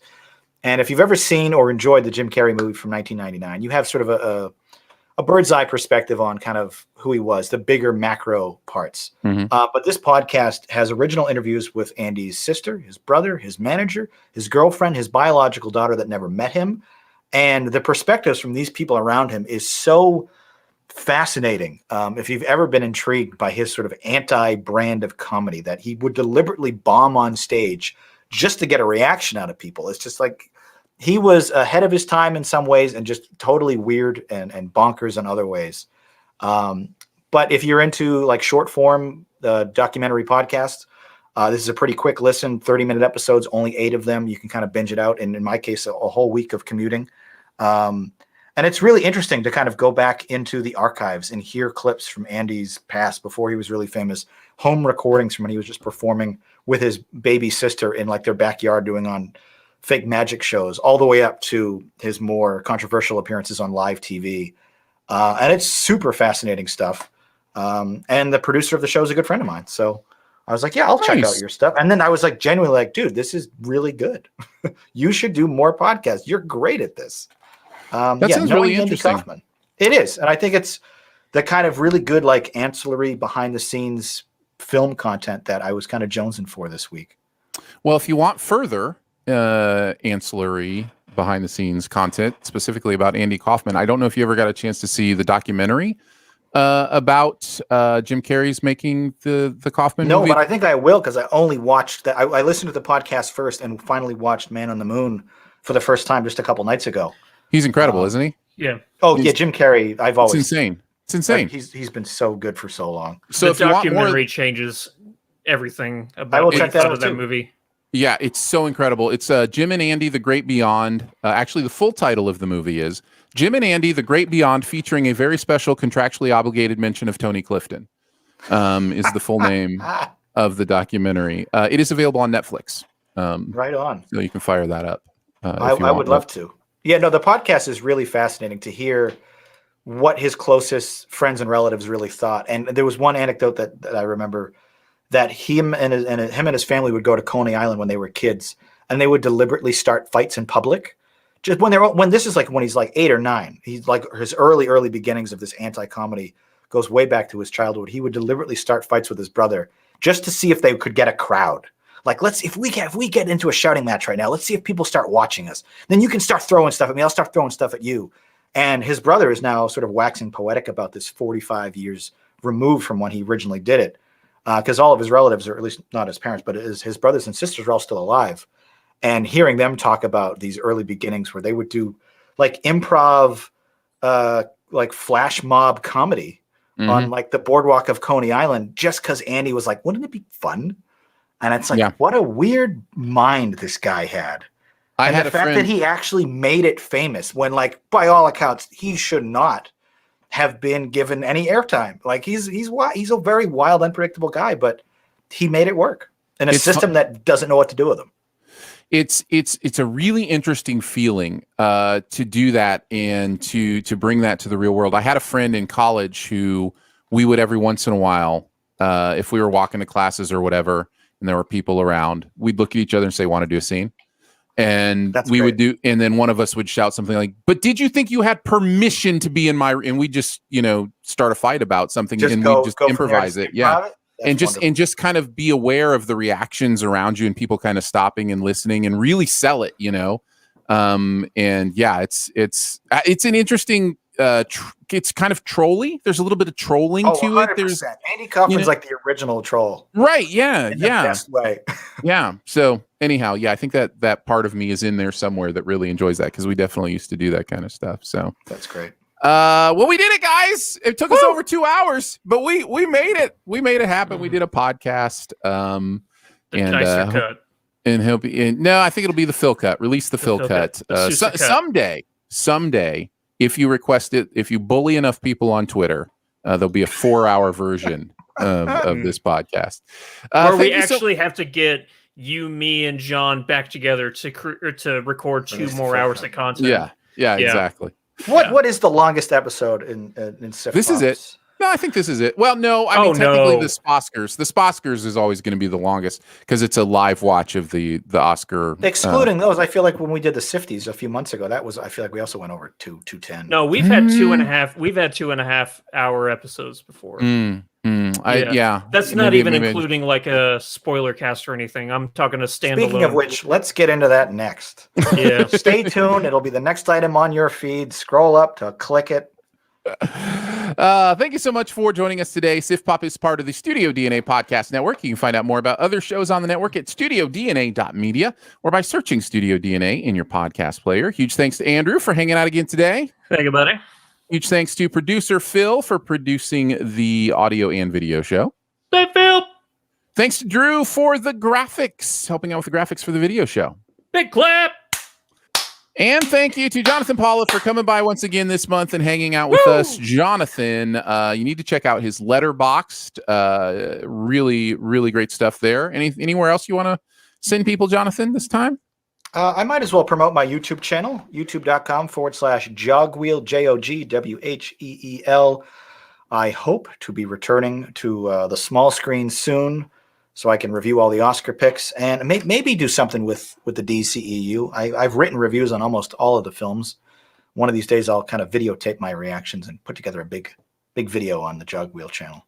So yeah, check me out on YouTube. I haven't been active there in a while, but I am planning my comeback. Nice. So yeah, check him out on YouTube at Jogwheel, Jogwheel, or at Letterboxd as well. Big thanks to our Sif Pop members for giving monthly to make Sif Pop a real thing. Support starts at $3 a month. You get access to all the bonus episodes.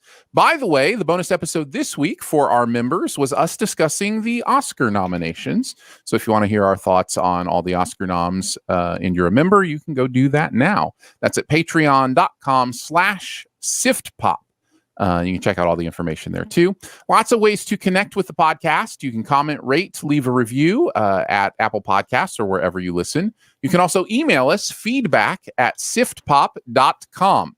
And finally, if you're having a good time, your movie-loving friends will probably like the show too. So make sure you let them know about it and that listening is much easier than recruiting teammates when you're a man who broods in a cave. We will be back next week with Godzilla versus Kong and The Father. Anytime there's a Godzilla movie, those movies could not be further apart. You're going to want to hear what Andrew has to say about a Godzilla movie. So we'll be back next week with that, and we'll see you then. Bye-bye. Thank you, live chats. We love you. Let's see. Edmund asks if there's going to be a Sposkers this year. Yes, we are planning on doing a Sposker broadcast and contest. We will figure out all the details soon and get that to you. Stuart, appreciating my puns. You're welcome, Stuart. Always glad to throw one of those in for you as well. So to all of our fans, Jay Bourgeois, I saw you were hanging out with us today as well.